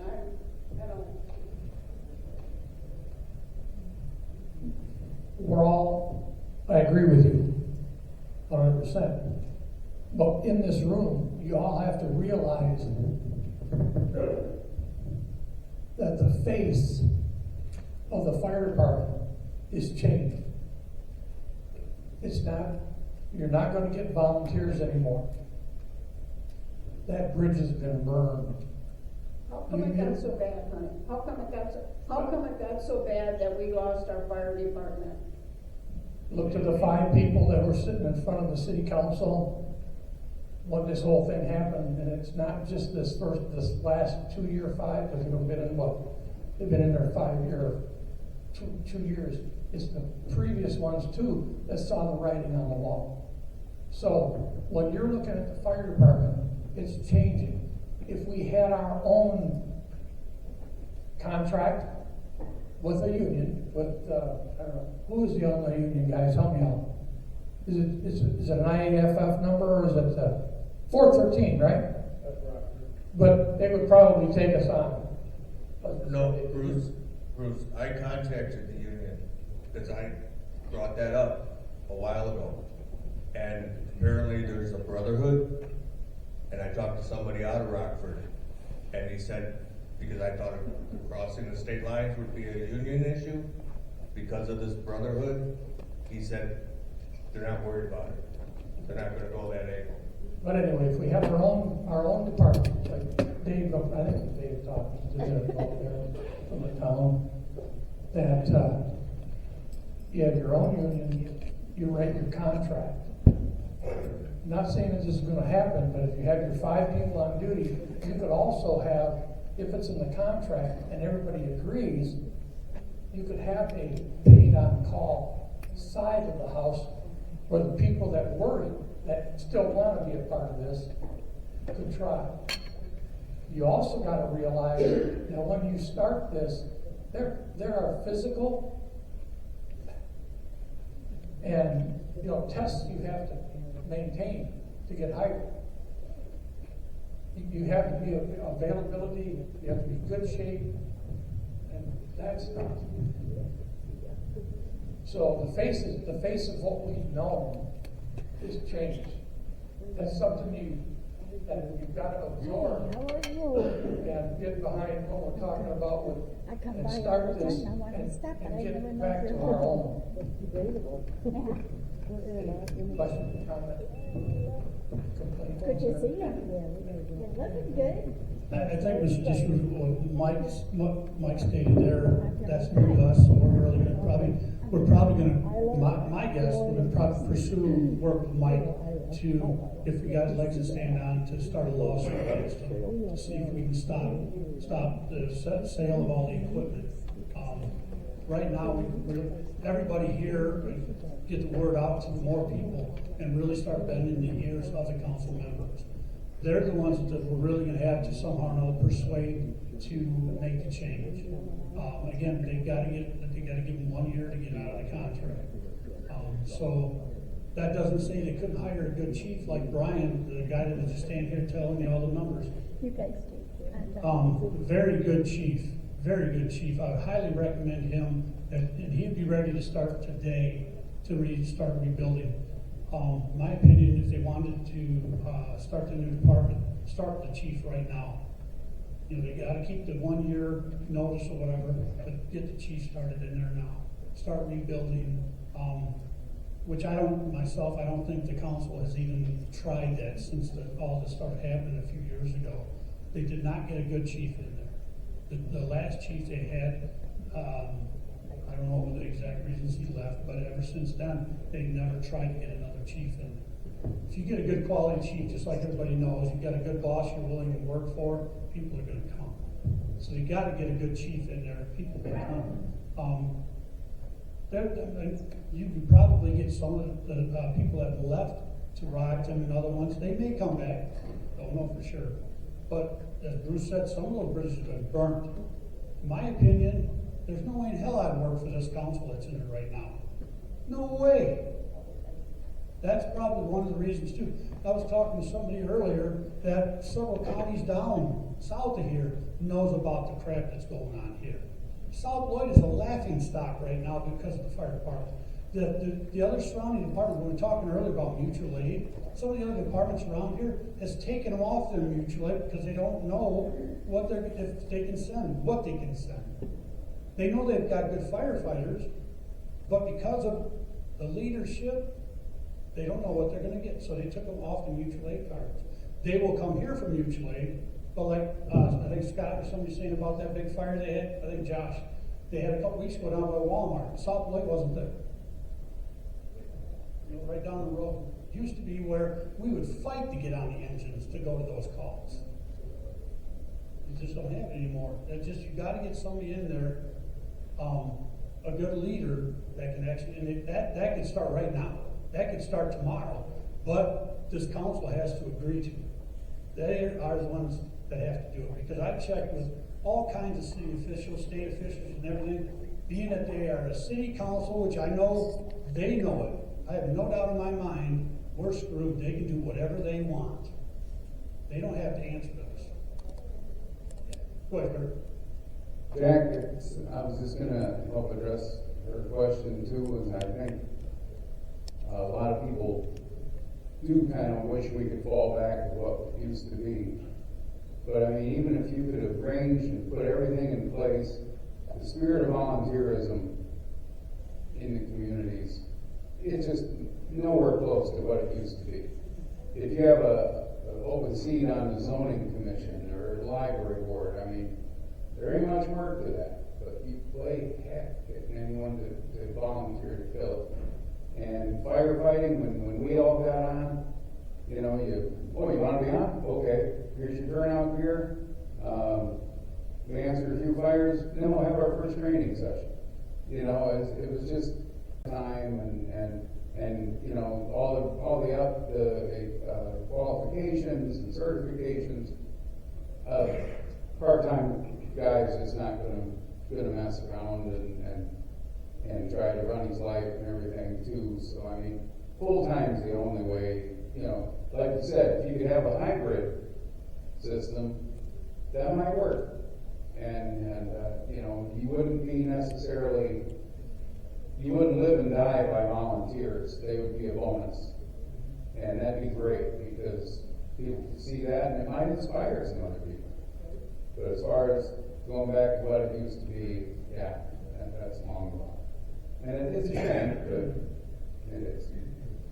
Well, one other thing on that as well, the council, as of Tuesday night, come right out of the mayor's mouth, basically money is not the issue, is what he said. The money's there, I can't remember exactly what he said. So if they come back and say, we can't afford anything or anything like that there, that's not what he said Tuesday night. So, I know we're starting to lose. I want to comment on the money. I was talking to Tom the other night. He said we raised the pay to $24 an hour. If you can make $15 an hour working in a fast food, not jeopardizing your life unless some moron comes in and decides to take life out on you, who's going to go for $24 an hour? But I want to make this statement. My grandson worked for South Beloit as part-time. He wanted to go full-time, but he said the morale there was very unpleasant. Unlike his grandma, he's super easy to get along with. He now is a licensed paramedic, works full-time, drives an hour and a half to Waukegan, and the morale there, I went to his graduation this past summer, is awesome. Everybody there, they're brothers. They work together, they just united. So I do believe, from what Tom says, is wrong, because I believe if you pay them, they're going to come. And again, I'm going to make this statement. Until there is a decrease and people are put in the unemployment line that are working for the city of South Beloit, we're not going to have the money, because every time money comes in, everybody gets a raise and everybody stands and does nothing. I asked Tom, where does the money go from pot joints? And he said none has come in yet. Well, we were going to buy a building in South Beloit to move all these departments over. That fell through. Well, how come we had money for that? And how come this was never put to a referendum? I just want to state, I attended council meetings for 20 years, every meeting. Alice will tell you that I did. Yes, and you didn't get a chance to really ask a question and get an answer to it. It was very confrontational, and although Randy and I had our differences, Randy would let you speak and he would answer you when he was the mayor. Things just need to change all the way around in South Beloit, and I think we need to start with a different form of government, because you get 4 or 5 people in there that don't know what they're doing, and who do they ask? The lawyer. And if I was on that council, she'd be the first to go along with, we don't need an administrator. We'll have her paying her. Why? Why was that never put on a referendum? Or, in my opinion, we just don't need one, but why was she hired anyway? Isn't that what we pay our council people to do, is take care of the issues of the city? But if you bring an issue up with the city, Tom is a very confrontational person. Last week I had a major event. The only way I got resolved to it was to call Tom. When I called him, he said, "What do you want me to do, Isla?" I said, "Well, you're the mayor, maybe you could make a phone call." He did, because I was threatening to call the Winnebago County Sheriff's Department to get a resolve to this. So I'm just saying there's a lot of changes that need to be made. I would be more than happy to join the committee, let people know in the city that what is going on, because the people I talked to, which is many, they didn't even know there was a meeting today. They didn't know there was one Tuesday night. So I think lack of getting it out there that there's even an issue. Back with your $24 with the fire department, I was at a council meeting where they raised the rate they pay their street city workers to $20 an hour. So we're only going to pay our firefighters $4 more an hour to be risking their lives? Doesn't make any sense to me. It doesn't to me either, and I think the suicide rate with firemen is very high. I also have a son-in-law who's a lieutenant on the fire department in Rockford, and some of the stories I hear from him going into fires are unbelievable. But having said all of that, I am willing to support any way I can our fire department, our police department, and if there's a way to house these people on the council, I'm for it. Only I think the majority of the thoughts are coming from the administrator and the attorney. Thank you. The $24 an hour,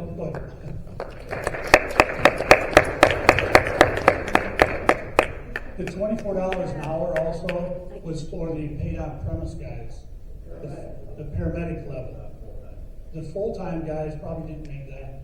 $5 less. Yeah. Also, I know a couple of the guys that were full-time for South Beloit that left to go to City of Beloit.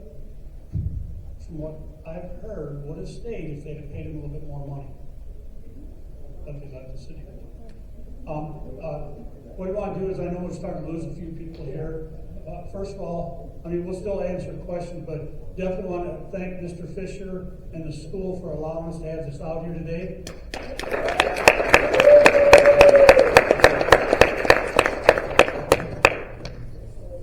Okay, one comment that I just wanted to make was that Jack did not cover was in reference to the mayor, Tom Fitzgerald. I asked him, and he said, when you said bring someone good in, people will come. Tom said, sometimes you just have to work for somebody you don't like, and if you don't like it, vote us out. At a city council meeting, that was his comment, just for your information. He said that a few times at the council meeting, as far as you don't like what we're doing, vote us out. Again, I want to thank everybody that came out. Wish it better turnout, but it was a good turnout. Definitely a lot. Yep. A lot more than what they had at the meeting Tuesday night. More than what we had at both our meetings earlier too. A lot of new faces. But again, thank you very much. Courtney is one of the council members. I'm gonna put him on the spot. If you want to contradict and talk and say whatever you want, you better have some thick skin, because I'm not going to be afraid to ask him.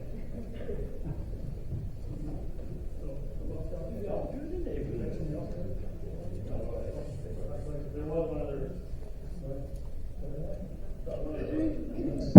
One other question that came from up above was, we're 5 months into this, is there a way to do an injunction or something to stop where we're at? We'll get the answer to that. We use money to get from all this marijuana sales to get a fire department. Okay, I'm gonna give you guys my opinions on some things. I'm not gonna get into the giant back and forth, but I'm gonna give some opinions. I'll try and answer some of the things as best as I can. I have to say, I do not represent the entire council. I am one person of 5 up there. So anything that you hear me say today is my own personal opinion. Okay? That's my qualifier. Bruce and I spoke on Tuesday. I said I wanted to come. You know, regardless of what happened, I wish you would have spoke on Tuesday, regardless of however it happened. I'm here today because I want to listen. I said on Tuesday, I want to hear what the concerned citizens have. I want to hear what's going on. You know, when we were discussing things, we had probably people with about 100 hours of fire experience, would be my guess. You guys probably have, what, 300 or 400? You combine our guys' years of experience. You know, we had 3 chiefs that we were talking to. You know, regardless of, you know, whether you guys agree with that or not. I'm just giving you some backstory. So, one of the questions that came up was budget. It was around just shy of $1 million is what we spent 2 years ago in the fire department. This particular, coming out of 2024, it was less, but that was because of the people leaving.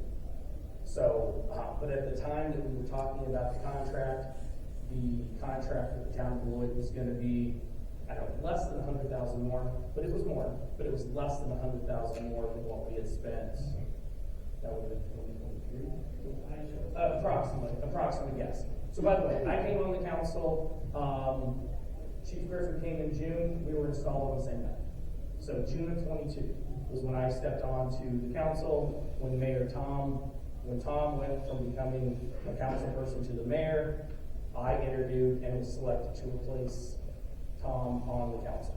So I've been involved with the city council since June of 2022. And had you not said that, I would have even remembered that.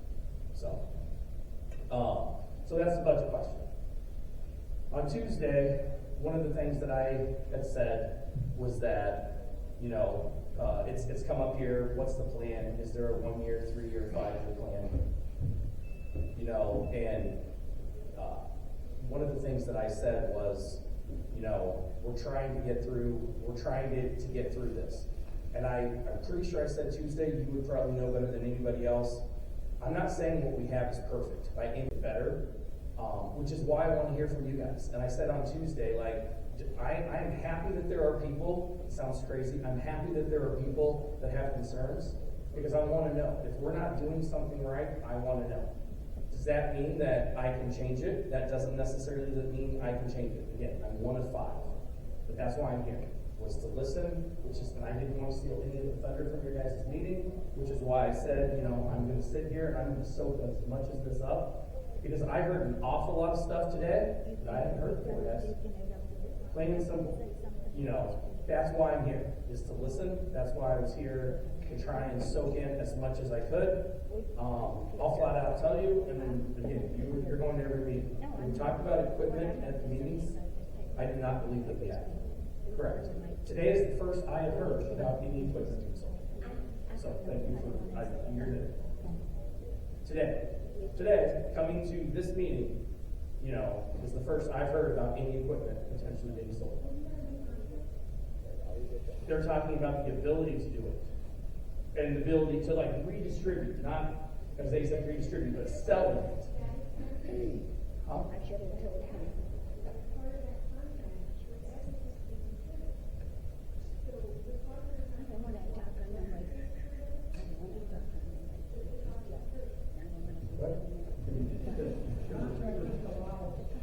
Fire chief the authority to do it if they decide to. It's just like any general order or whatever. I can take my authority as a city council or a city council, whatever, fire chief, Josh is my captain of disposable property. We've got these SCBA's that are morphodite compared to what rest of we got. Can I get rid of them? Okay, that makes sense to me. They've already given me the authority. Do it. No, not trash. They're just. They didn't say we weren't going to get paid for it. They would have to.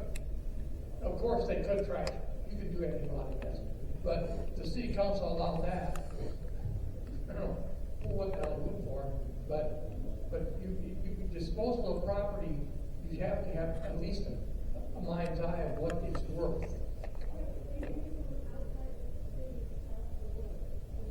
No, he's your fire chief. He's your fire chief. He's a salesman, Herb Tartlick, but he's the fire chief.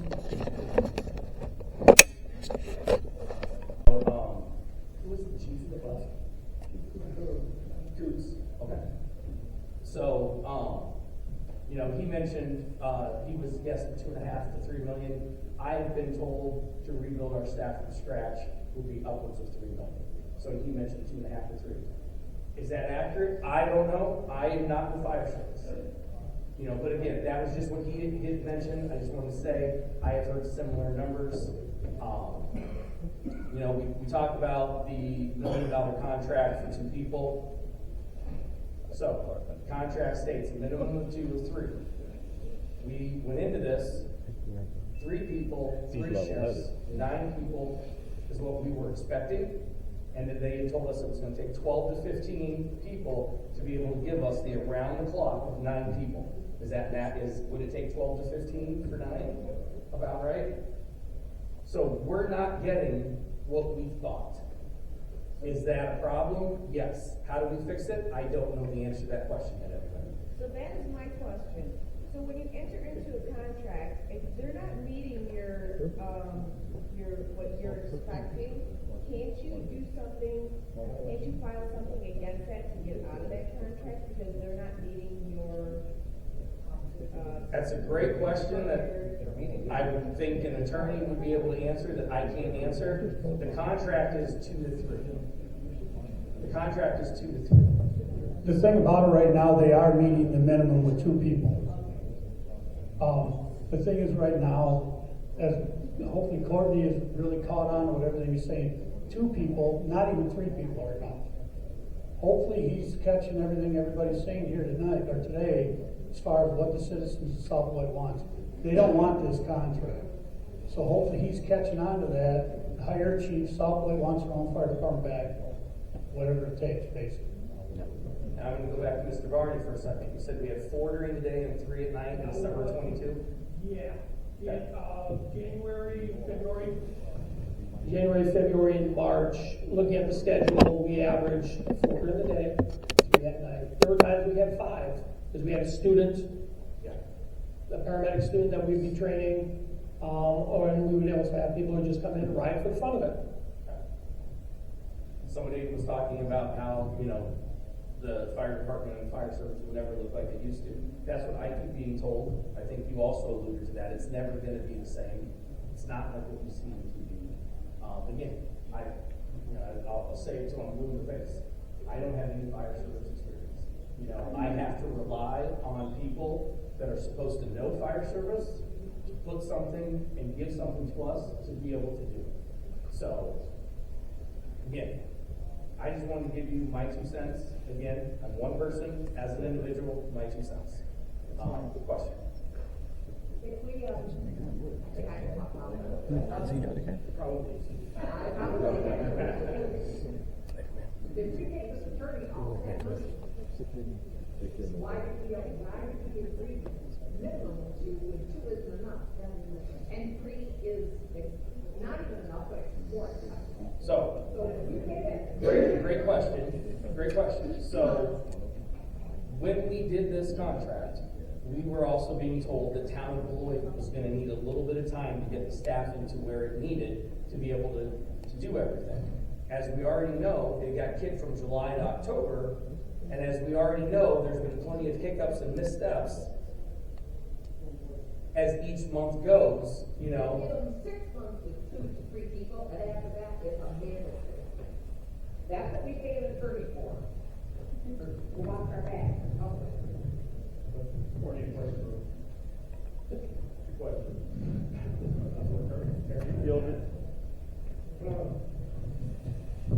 Just real quick, would the council entertain a citizens advisory committee to work with to help rebuild this fire department? No. No. He's 1 of 5. I am 1 of 5, and I'm here to listen. I would tell you, as I've been saying, if there's a way to fix this, and if we're not doing something correctly, we need to know about it. So, in my opinion, would I entertain this? Yes. But you're 1 of 5. Well, you're one of 5. We understand And that. the other ones don't care, because I talked with Sonia the other day, and she says we're a laughing stock. Just telling you. I'm not going to go back and forth. I appreciate it, but I'm not going to go back and forth, nor am I going to go talk about any of the other people on the council or the mayor. So. Well, I appreciate you being here today. So, I want you to know, I really appreciate you being here.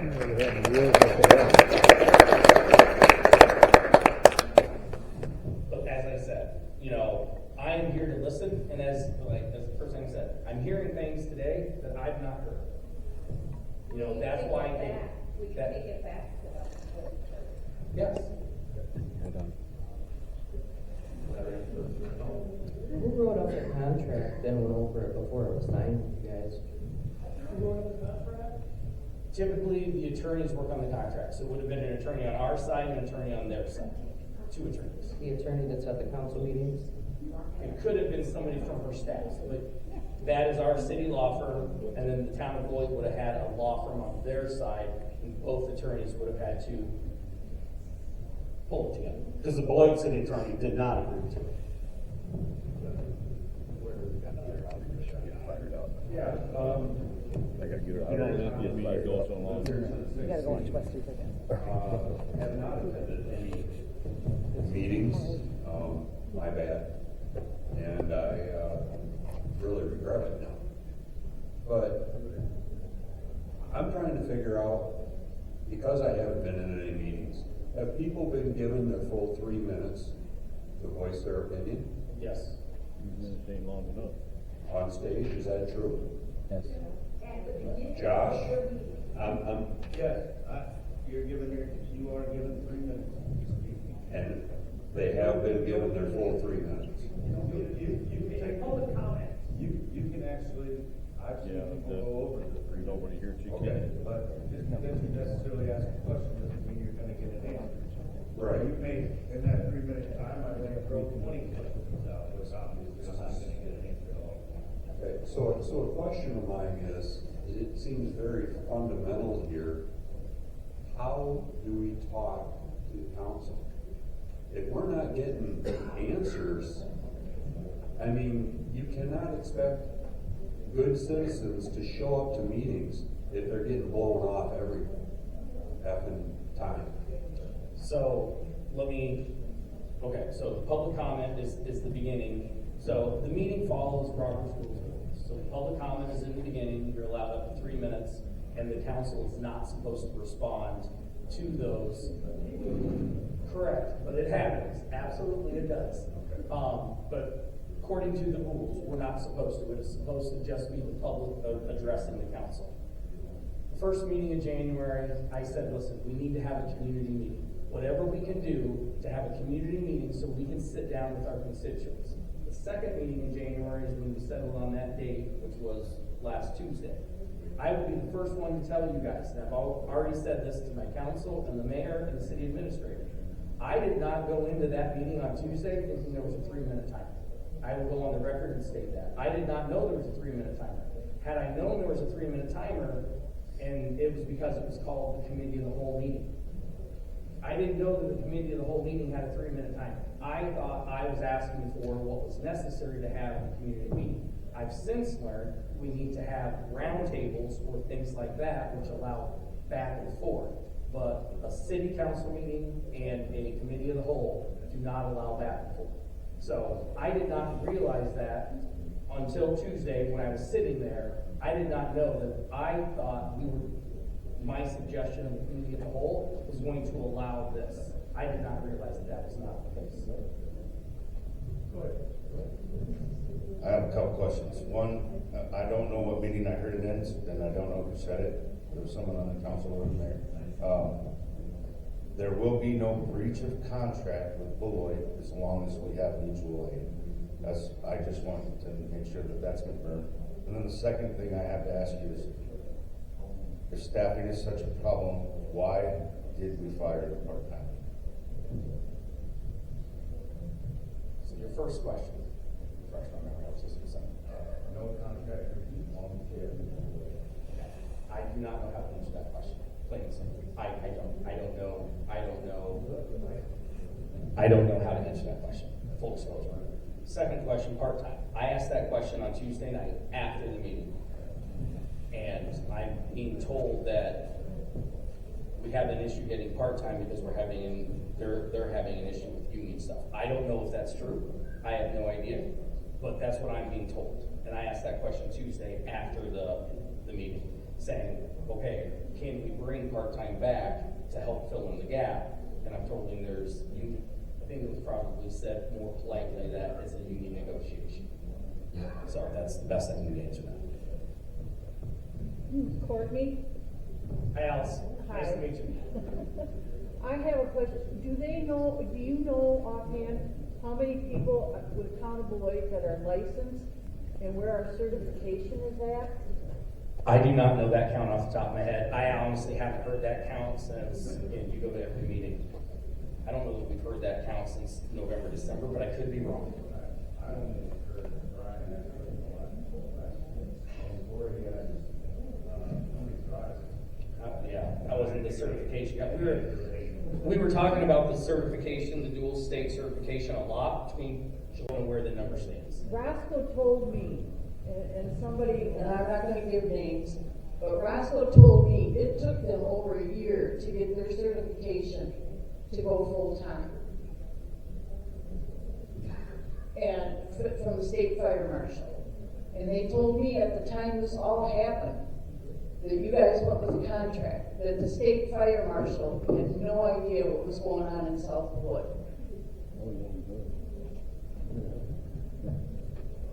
I don't think that's. He does, yeah, he does now, but I just But feel, they won't get Courtney, involved. you guys were sold a bill of goods.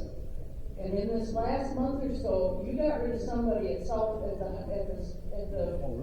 City Hall. I cannot talk I about. know you can't. I and I'm cannot not talk gonna about ask you HR to. related functions. I'm just gonna say, I just have a statement for messing up.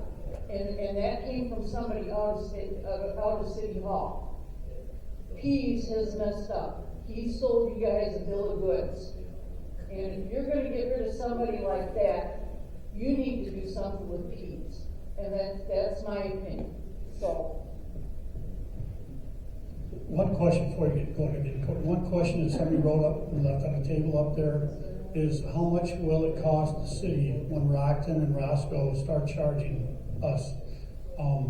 I don't think Courtney even has an answer for that. Yep, can't answer that. The only thing is I had heard that is being thought of right now by Rockton and Roscoe because they're coming in so much in the South Beloit. But again, as Chief Kuntz was saying there, that they charge for going out on interstate stuff like that, it's $500. Thanks, Tim. So I don't think really any of us have an answer what they would charge. One thing I want to bring up too, that, you know, this, I don't know what you call it, de-unification of the Rockton district or something? No, there's something about, yeah. Did you say that, the DNX? Yeah, I never heard of this before. I don't know what that is. I know, I understand, and that's the council's fault. So I don't know what it, I don't know DNX thing. You would de-annex the actual fire protection district of South Beloit into Rockton. And that would be a vote, they would recommend, I think what the chief told me. But it would actually be, you would be de-annexing, giving up the fire protection and EMS protection to Rockton, Roscoe, or whoever. And then all that tax base now for the fire protection would go to Rockton. That would have been an option. So, from what I've been told, Rockton has outsourced ambulance service, and they have 3 people during the day, and then it's the volunteer on call. Is that still the case in Rockton? Does anybody know? Yep. Yeah, I don't know. And the city was set forward with so many firefighters and paramedics together. And it's still in effect today, and it's supporting the fire department very well. So it can be done. And some other departments in this area that took on the same deal in the past in their district. But first of all, they went to the public and talked to them.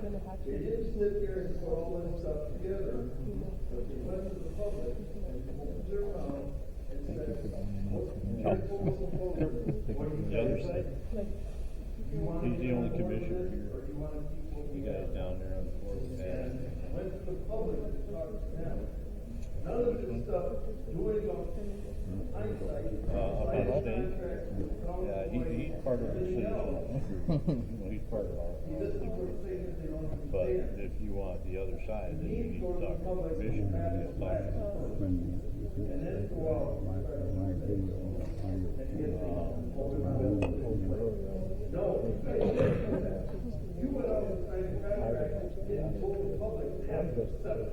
Now all these people are standing out here and they don't have the service to protect us. Period. That's why everybody's here. So, let me back up for a second. Sure. So, if something like that happens, the de-annexation of Rockton, and Rockton has trouble staffing. Thank you. How, because of the state of the fire service, how are we going to staff? Is there a belief that if Rockton and South Beloit were together, that would be a big enough district to pull in the staffing? You betcha. Okay. That's what I was wondering. That wasn't Exactly. The thing is, right.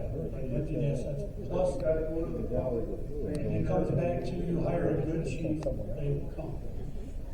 No doubt in my mind. Feel the dream, Jess. Jack, you got a question back here.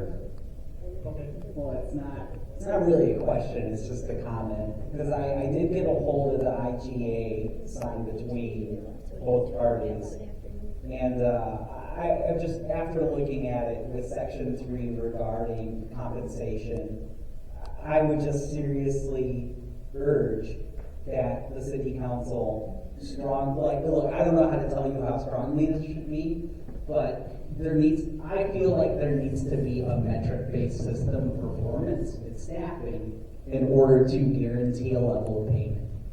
So it's one thing to say that there's a minimum of 2 and a maximum of 3, but there's no, from what I'm reading here is that it's okay, if it's 2, then I guess they could pay out the full contract through that time. And it sounds like there's a lot of good faith going on between both parties, but it's just as a citizen, well, I'm not in this fire district, but for all of you citizens, it's not that you don't care, it's none of your concern. It's like, okay, if you're gonna staff 2 people this many times a month versus staffing 3, the city council should strongly consider an adjustment to that compensation scheme. Now that I have another comment, and then I'll close with that, but it comes from what Josh Lloyd mentioned at the second meeting, and that, I thought it was a great way to put it, is you guys want your fire department back. And so I contacted Chief Griffin and Chief Pease about that, and it's always, how do we get to 5? It's a union issue. I've contacted both of those chiefs, and they said, Chief Pease has said he's working on it because it's a union issue. I didn't press any more after that because I already had him on the phone for about 25 minutes. But it's very much like when I contacted the local 538 union rep, I haven't gotten an answer back from them, but seriously pressing these individuals, like, we want to get to 5, how do we do it? I feel like being told that they're working on it needs a far more full-throated response and pressure of, okay, within this much time, how do we get to 5? Or seriously considering a plan of, if we're going to add volunteer firefighters, even though it won't look like it used to, still how do we get to 5?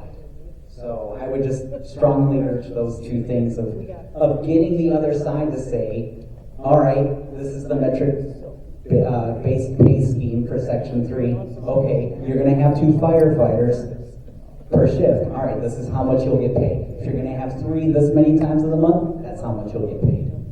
So that's it. Thank you. Let's go.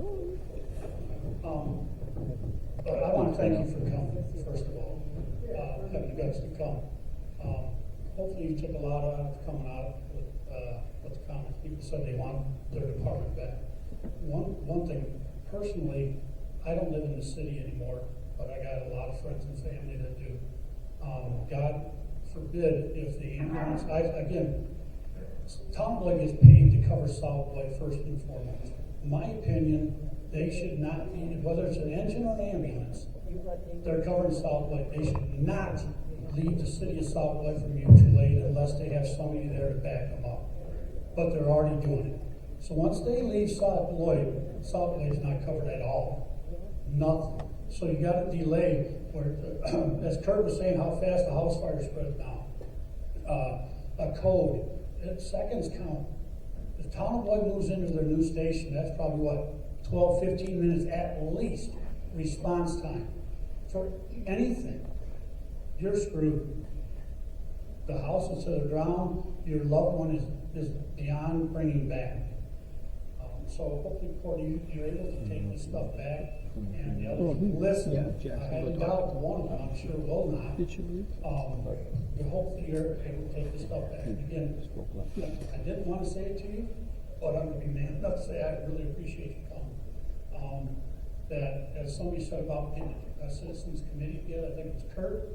I think that's highly recommended. And in the meantime, I think with what Mike said, you can go ahead and take that back, because I'm going to help Mike and Josh to fight this as far as we can, and if have to bury you guys, because this is downright possible lawsuits coming because of the lack of protection. Right. Anybody else got anything? Yes. Courtney, I have just question, not so much question, but Well, when do you think we might be able to expect live video and audio feeds of our city council meetings? Thank you. That's a great question. So when we do the live video, there's an audio problem. Mhm. Everybody tells us they can't hear it. If we don't do the video, everybody tells us they can hear the minutes from the recorders perfectly. So that is where we're stuck. Sounds like a curable problem. So are you asking about when they're going to get posted or when they're going to? I want to know when they're going to fix it. So proper system is between $20,000 and $25,000. Seems like a lot, but you know what? It helps transparency. And I told Tom, the visuals on this whole situation just sucks. And you know what? If that's the investment you need to make, I suggest go ahead and make it. And with our mayor's deadly aversion to social media, I mean, he's in the 19th century. The city has a page, and you should be able to post questions on that page. But in my personal opinion, I don't think they want anything up that they can't control. But you should be able to go to the city page, post a question, and expect an answer. That's not asking too much. Are you talking city webpage or Yeah. city Facebook page? Either one. Tom will tell you, I'm not going to do this on Facebook. Well, Facebook is where a lot of people live. And, he's just got to accept that reality. And I mean, when our kids went off to college, my wife loved email. Because she could post an email at 3 in the morning and know that when they got up or whatever, they'd see it. And it's not asking too much of our city to have that same kind of situation. If you don't make it to a meeting, if the timing of the meeting isn't right with a family schedule, you should be able to post a question or a comment and know that it's going to be seen. And that's about all I have. One other tidbit on that. In regards to the postings, I am being told that they're being delayed. We did have an employee that left who handled that, and I don't know how quick that's getting fixed, but that is why the delay happened, is we had an employee that was doing the postings that is now not. That is not true.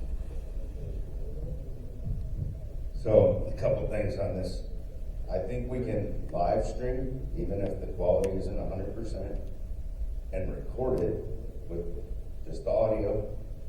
So people who want to watch the live stream, they can still follow along like they always have, even if the audio is a little sketchy. And then you post the audio to YouTube, right? Just the audio, not the video. And then you got your clear audio. So you kill two birds with one stone, and you don't have to spend any money. You know what I mean? I think that's. You're saying post the video like we've been doing. Just post the audio, yep. Do the microphone, but still do the live stream. Right? But when you go to put it on YouTube, because here's my real question to this whole thing. Like I said earlier, I think we talked about the fire department in January that we were going to start taking questions. If we only had the meeting minutes, do you agree that the citizens of this town wouldn't know anything about the fire department? Do you believe that there's stuff in the minutes from January to March that would indicate what was about to happen with the fire department? I don't think so. I don't think so. So I guess the question that I really want to ask is, take a guy like me and say, quit going to city council meetings. Where's the best place for me to follow along? There is none. To follow along what's going on in the meetings with the city, my answer would have been the minutes or the video.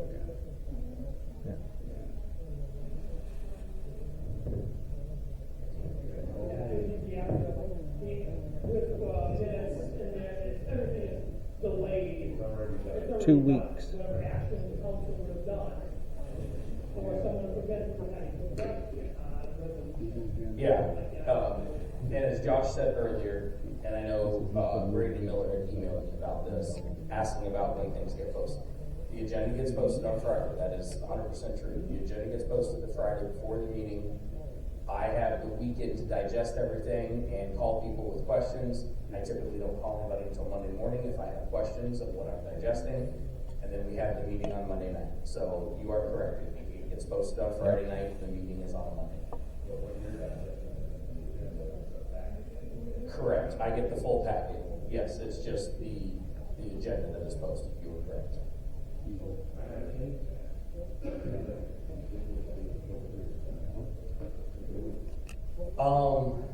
That's good in theory, and that's a question that I can ask. I will tell you that I often have pieces of paper, so I do everything electronic.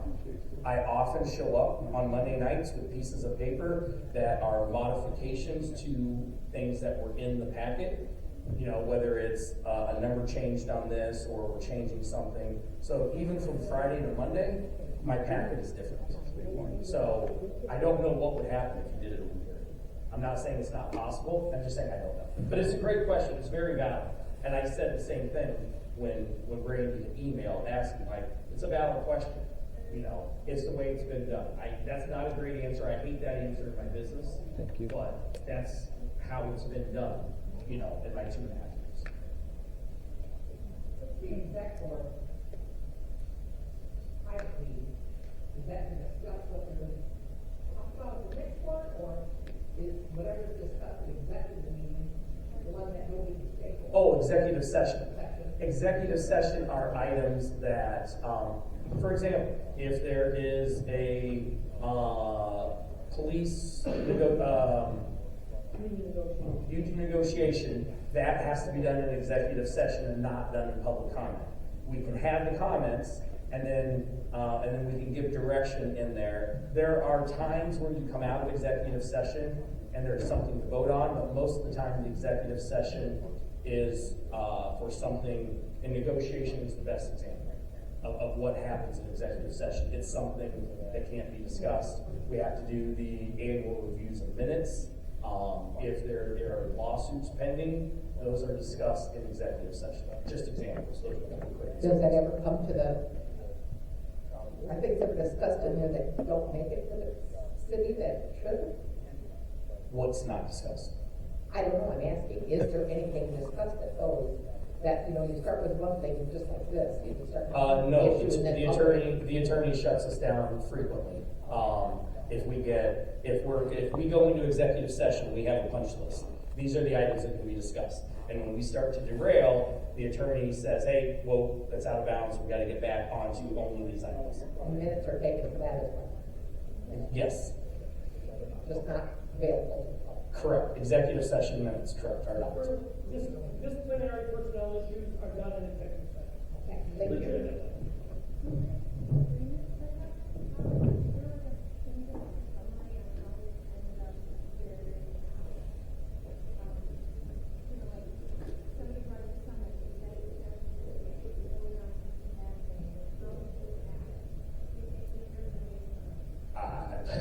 It's pretty much been summarized by everybody else. I don't know dates, honestly. I mean, we have 2 meetings a month, you know, so I don't know dates. But, say what? First and third Mondays are, unless one of those is a holiday. As far as, was there, you know, the timeline or anything, I have been hearing bits and pieces about the fire department. I would say, probably, I came on in June of 22, so probably within 6 months of that was, and again, I don't remember, it's a blur. I myself would have to check the minutes. Probably 6 months into that, maybe I first heard about staffing issues. As long as you got one good video. Yeah, but I need both of them. Because this one's all filled up in that camera. I had to take that one out. Okay. So, yeah, that's fine. But the other SD card is yours. It goes with this camera. This camera. I'll be the first one to tell you. I don't know what all is foiable and not. I'll be the first one to tell you. Everything that's foiable is through the center. No, not yet. But as far as general timeline, you know, discussions about fire department and losing personnel and having where we can't have enough people to send an ambulance out. Those discussions were happening. I then, you know, learned that we are in talks with Roscoe. Roscoe chief changes, those talks stop. At some point, I don't know which was first, Roscoe or the city of Beloit. City of Beloit, we're in discussions with the city of Beloit. They have a shift in their, not within the fire department, in their city. And the talks are now dead, and they have a shift. So at that point is when we began talking with the town. So that's.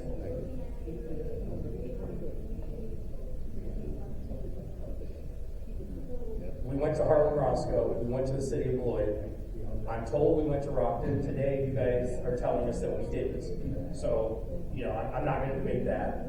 So, so that is what I understand is how the process went.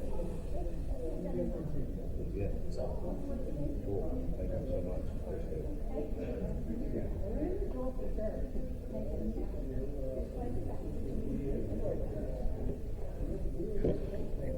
Yeah. Go do it. How was it? Good. All right. Good. You gotta freshen up your No. quick. Clear my fucking head. Make sure I don't say anything stupid. It's a valid Make sure you question. drink It's a valid question. water bottle. How did we get it? And I don't have an answer for it. I mean, like I said, the fire department has been a central theme in probably approximately 2 years of my 2.5 years on the council.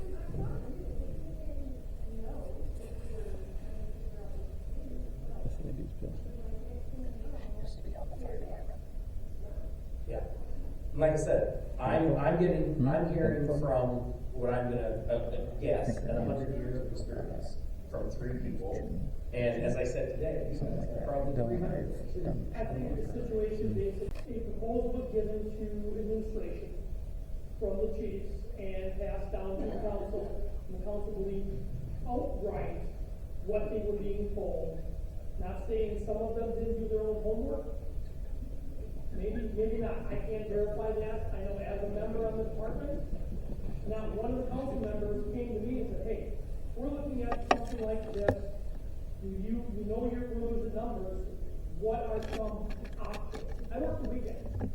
The only time I've had contact with a member of the council was when I talked to former Chief Morris.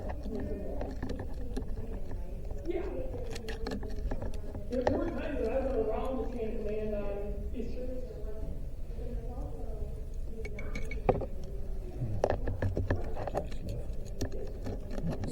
Oh, my Josh? Yeah. Right, and we can sit here, like Glenn said, we can debate this and discuss this and try and pin timelines. Fire department members got officially told 1 hour before they made the resolution. And that's on our chief for not keeping us in the loop. And I mean, if in case you can't tell, and I understand everybody has, their own personal feelings about every person on the council or the council as a whole or the mayor or the administrator. You all have your opinions. I'm not sitting up there trying to harm the city. Let me just say that for the record. That is not my goal. I live here. I moved my mom to this city when she had health problems in Arizona and I needed somewhere for her to move. I put her in South Beloit. I wanted her in here. I said, this is a good community. I want you right here with me. I don't want you somewhere else. And, I want what's best for the city too. So, just in case it's been assumed or whatever, I don't sit up there trying to do anything negative for the city. That's not my goal. Yeah. And I think it, as I say again,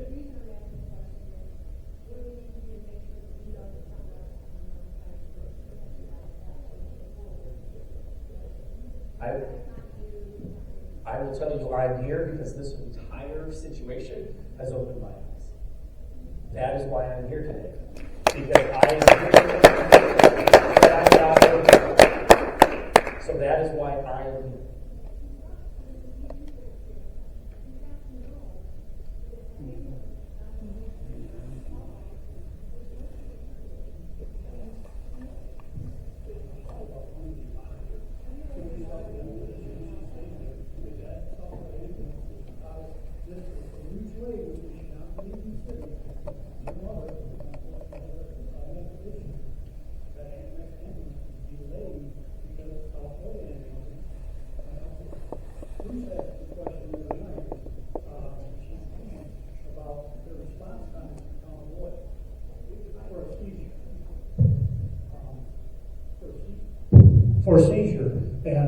he says, okay, for seizure in town of Beloit, it's in a town of Beloit ambulance and probably an engine from the city of Beloit. You correct me if I'm wrong, Bruce. Okay, what would it be if you had the same situation in South Beloit? His response was, we'd send the ambulance. What's the difference between town of Beloit's response and South Beloit's response? When he said at one of the meetings, South Beloit, Beloit, and town of Beloit are all one. If they're all one, if South Beloit had a house fire, all of them should be coming. But they're not. So why is there a difference of response policies for those two departments than there is for South Beloit?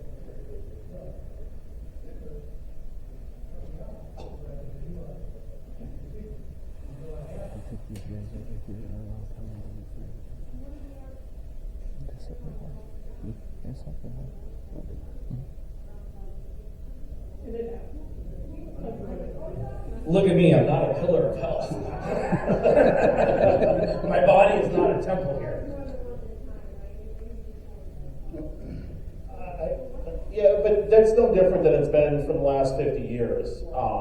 Either the only election we had before was we had people at the backfill station for the second ambulance.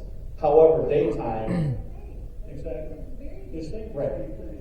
However, daytimes, we didn't always have the backups. We had maybe had one person in the station that could run a chief's vehicle or whatever, but we still had to wait for that ambulance to come from another town. But you're going to get that ambulance 5 to 7 minutes. It's a little bit more delayed, but your response time is only a couple minutes different there. I don't disagree at all with it, but mutual aid's happened forever. It's just how the mutual aid happens now is a lot different. Correct. Well, and that's all the decisions that, unfortunately, none of us are a part of. But it's unfortunate that a lot of the stuff you hear in Corby is new to you. You got the retired fire chief on the city council, and you got Brian that's on the city council. I know where he's tried to speak up, and the mayor has shut him down. I wish he'd try that with me. But anyway, shame on them, or especially on the chief, for not filling you guys in what to expect of what the situation this is causing. So hopefully, I guess the question I have for you and the few people that's left, what can we expect of you to take from here now? What's the next step for you? And again, I know you don't have to keep saying, I'm not saying to be disrespectful, you're only one person out of 5. So I used to be on the school board here, and the same thing, 1 out of 7 there. What are you going to do from here? Or try to do? I've been trying to digest it all as it came out today, and I will be initiating some conversations because I have more questions after this. Thank you.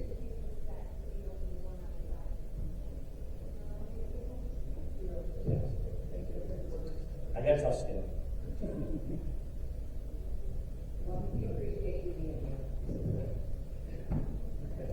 The one question I'll have, and I'll shut up the rest of the day, is that you stated that the brew crew down there that set up the committee of the whole knew all along, if I'm paraphrasing correctly, knew that we couldn't have more than 3 minutes. But they advertised it initially because you stated that you believed we had time. What I mean by my statement is that I said we need to have a public meeting. How can we have a public meeting that involves more community, more time? And I was told it was a committee of the whole meeting. So that was my push. So if I push for the wrong meeting, I will stand up and take blame for that. But Sounds like semantics.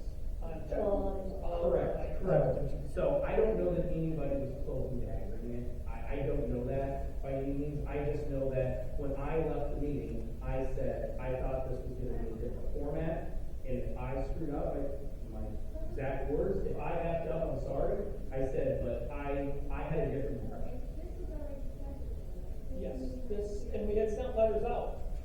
I got a certified mail after we said we had a meeting. But I don't know if it was. We sent it out in December. No, I got it. He's right, they got it after, but Tom knew when he came to our meeting November 14th, that we were having a meeting.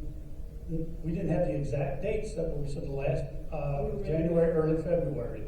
December 3rd, we posted on our Facebook page, or Community South Beloit, not, because we don't have a Facebook page, it's Tom's that we do, that we were having today. So after that, because I remember at one of our meetings at the Legion, or the businessmen's, we said, you watch. And we set our meeting for the 25th. The council's going to try and get it before ours. And sure as hell. Is that your wife in the white coat down there? Yeah, the 21st. So. So Tom knew we were having this meeting. She is. So with that Question being after said, question after question, man, she's not happy. Only both work for the fire department. he knew in January, but that was still 3 weeks before our meeting. How do we set on it? Would you agree that this would run effectively? I mean, everything needs improvement here. It's because they never asked the public Because about what we it. did today. Would you agree that it was, we didn't need any cops? We, the people, handled ourselves professionally, dignified, and without malice? That's what we offer. But gotta be a cop at that meeting in that dingy old garage. Walking around. That's wrong. That's not what we, the people, are about. What do they call the next meeting that is like this meeting? It's a good question. I don't have Okay. We're looking forward for it. Because, and I know, and I don't expect you to back off the third grade, but they knew what they were doing. Because if you look at the video on TV, miraculously you could hear the video or the audio, what they want you to hear. There was none of us there that were asked a single token of anything. There's where your problem is. You're getting censored without knowing you're getting censored at your level that you were, well, elected, a citizen, an elected person that understands not having support. And now you're getting a taste of it because you've never heard any of this that we've told Tom and voiced our opinions. So you have to find out where your mole is and get rid of it. And that's we the people talking. That's not just Bruce. That's we the people telling one of our elected officials that you need to drill down into the minutia and get rid of your mole and your Gestapo. Love you though. Thanks for coming.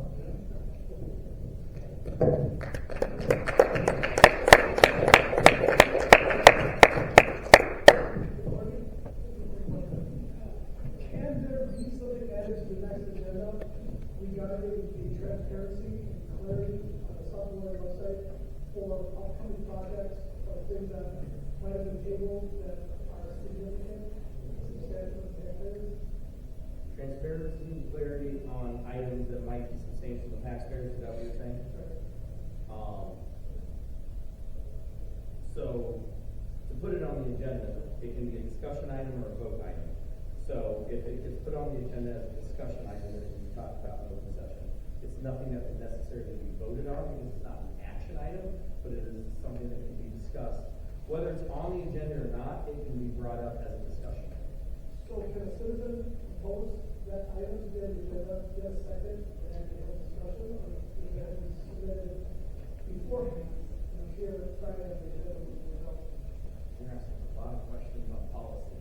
All right, that I don't have the answer to. So let me try and, so if you would like to ask something to be put on the agenda, I think that's possible. I don't have an honest answer. I don't know the definitive answer. It's never happened. How's that? Nobody's ever contacted me and said, can you put this on the agenda? Okay, so can I don't know. crappy part is they can just go, you know, if the board meeting really doesn't want to make a public, they don't have to. They can just designate it as a closed session and they don't even include it in the meeting.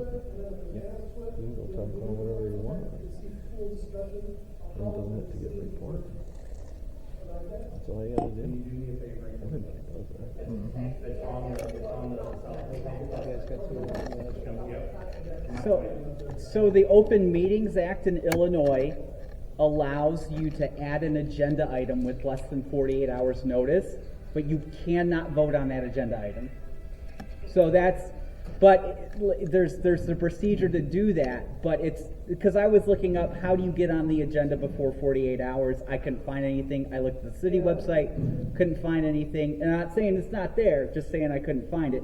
But that's the key ingredient, is that you can add it at the meeting, but if it's less than 48 hours, you can't vote on it. Right, they gotta do their due diligence, they can at least table it and get out the minutes, but then it's not open for discussion. It used to be you could have it on the agenda if it was approved by the mayor. I don't know what it is now, but that's how it used to be. I was just looking at the Open Meetings Act rules, Are you so. gonna have a meeting later on to update on kind of how things are going? I think we're gonna do probably Josh and some of us probably meet with Mike and talk that, the lawyer situation. Hopefully, court will get back to us. And get back to the rest of the committee. I don't know. I guess we should ask that earlier as far as what does everybody want to do. Needless to say, just few of us don't have any talking fire expense. So that's why, like, Mike's giving us some ideas here. Today's first, I mean, I've met Mike before, but he did some quick checking for us, so we'll definitely keep watching on the Facebook page. Okay. Community South, whatever we call it. Okay, sounds good, thank you. Here's my last comment. You guys can do whatever you want to do when it comes to determines and whatever, but if we can come to an agreement that we want to make it better and figure out how to do it, that's my thoughts. If you guys are your own people, do whatever you want.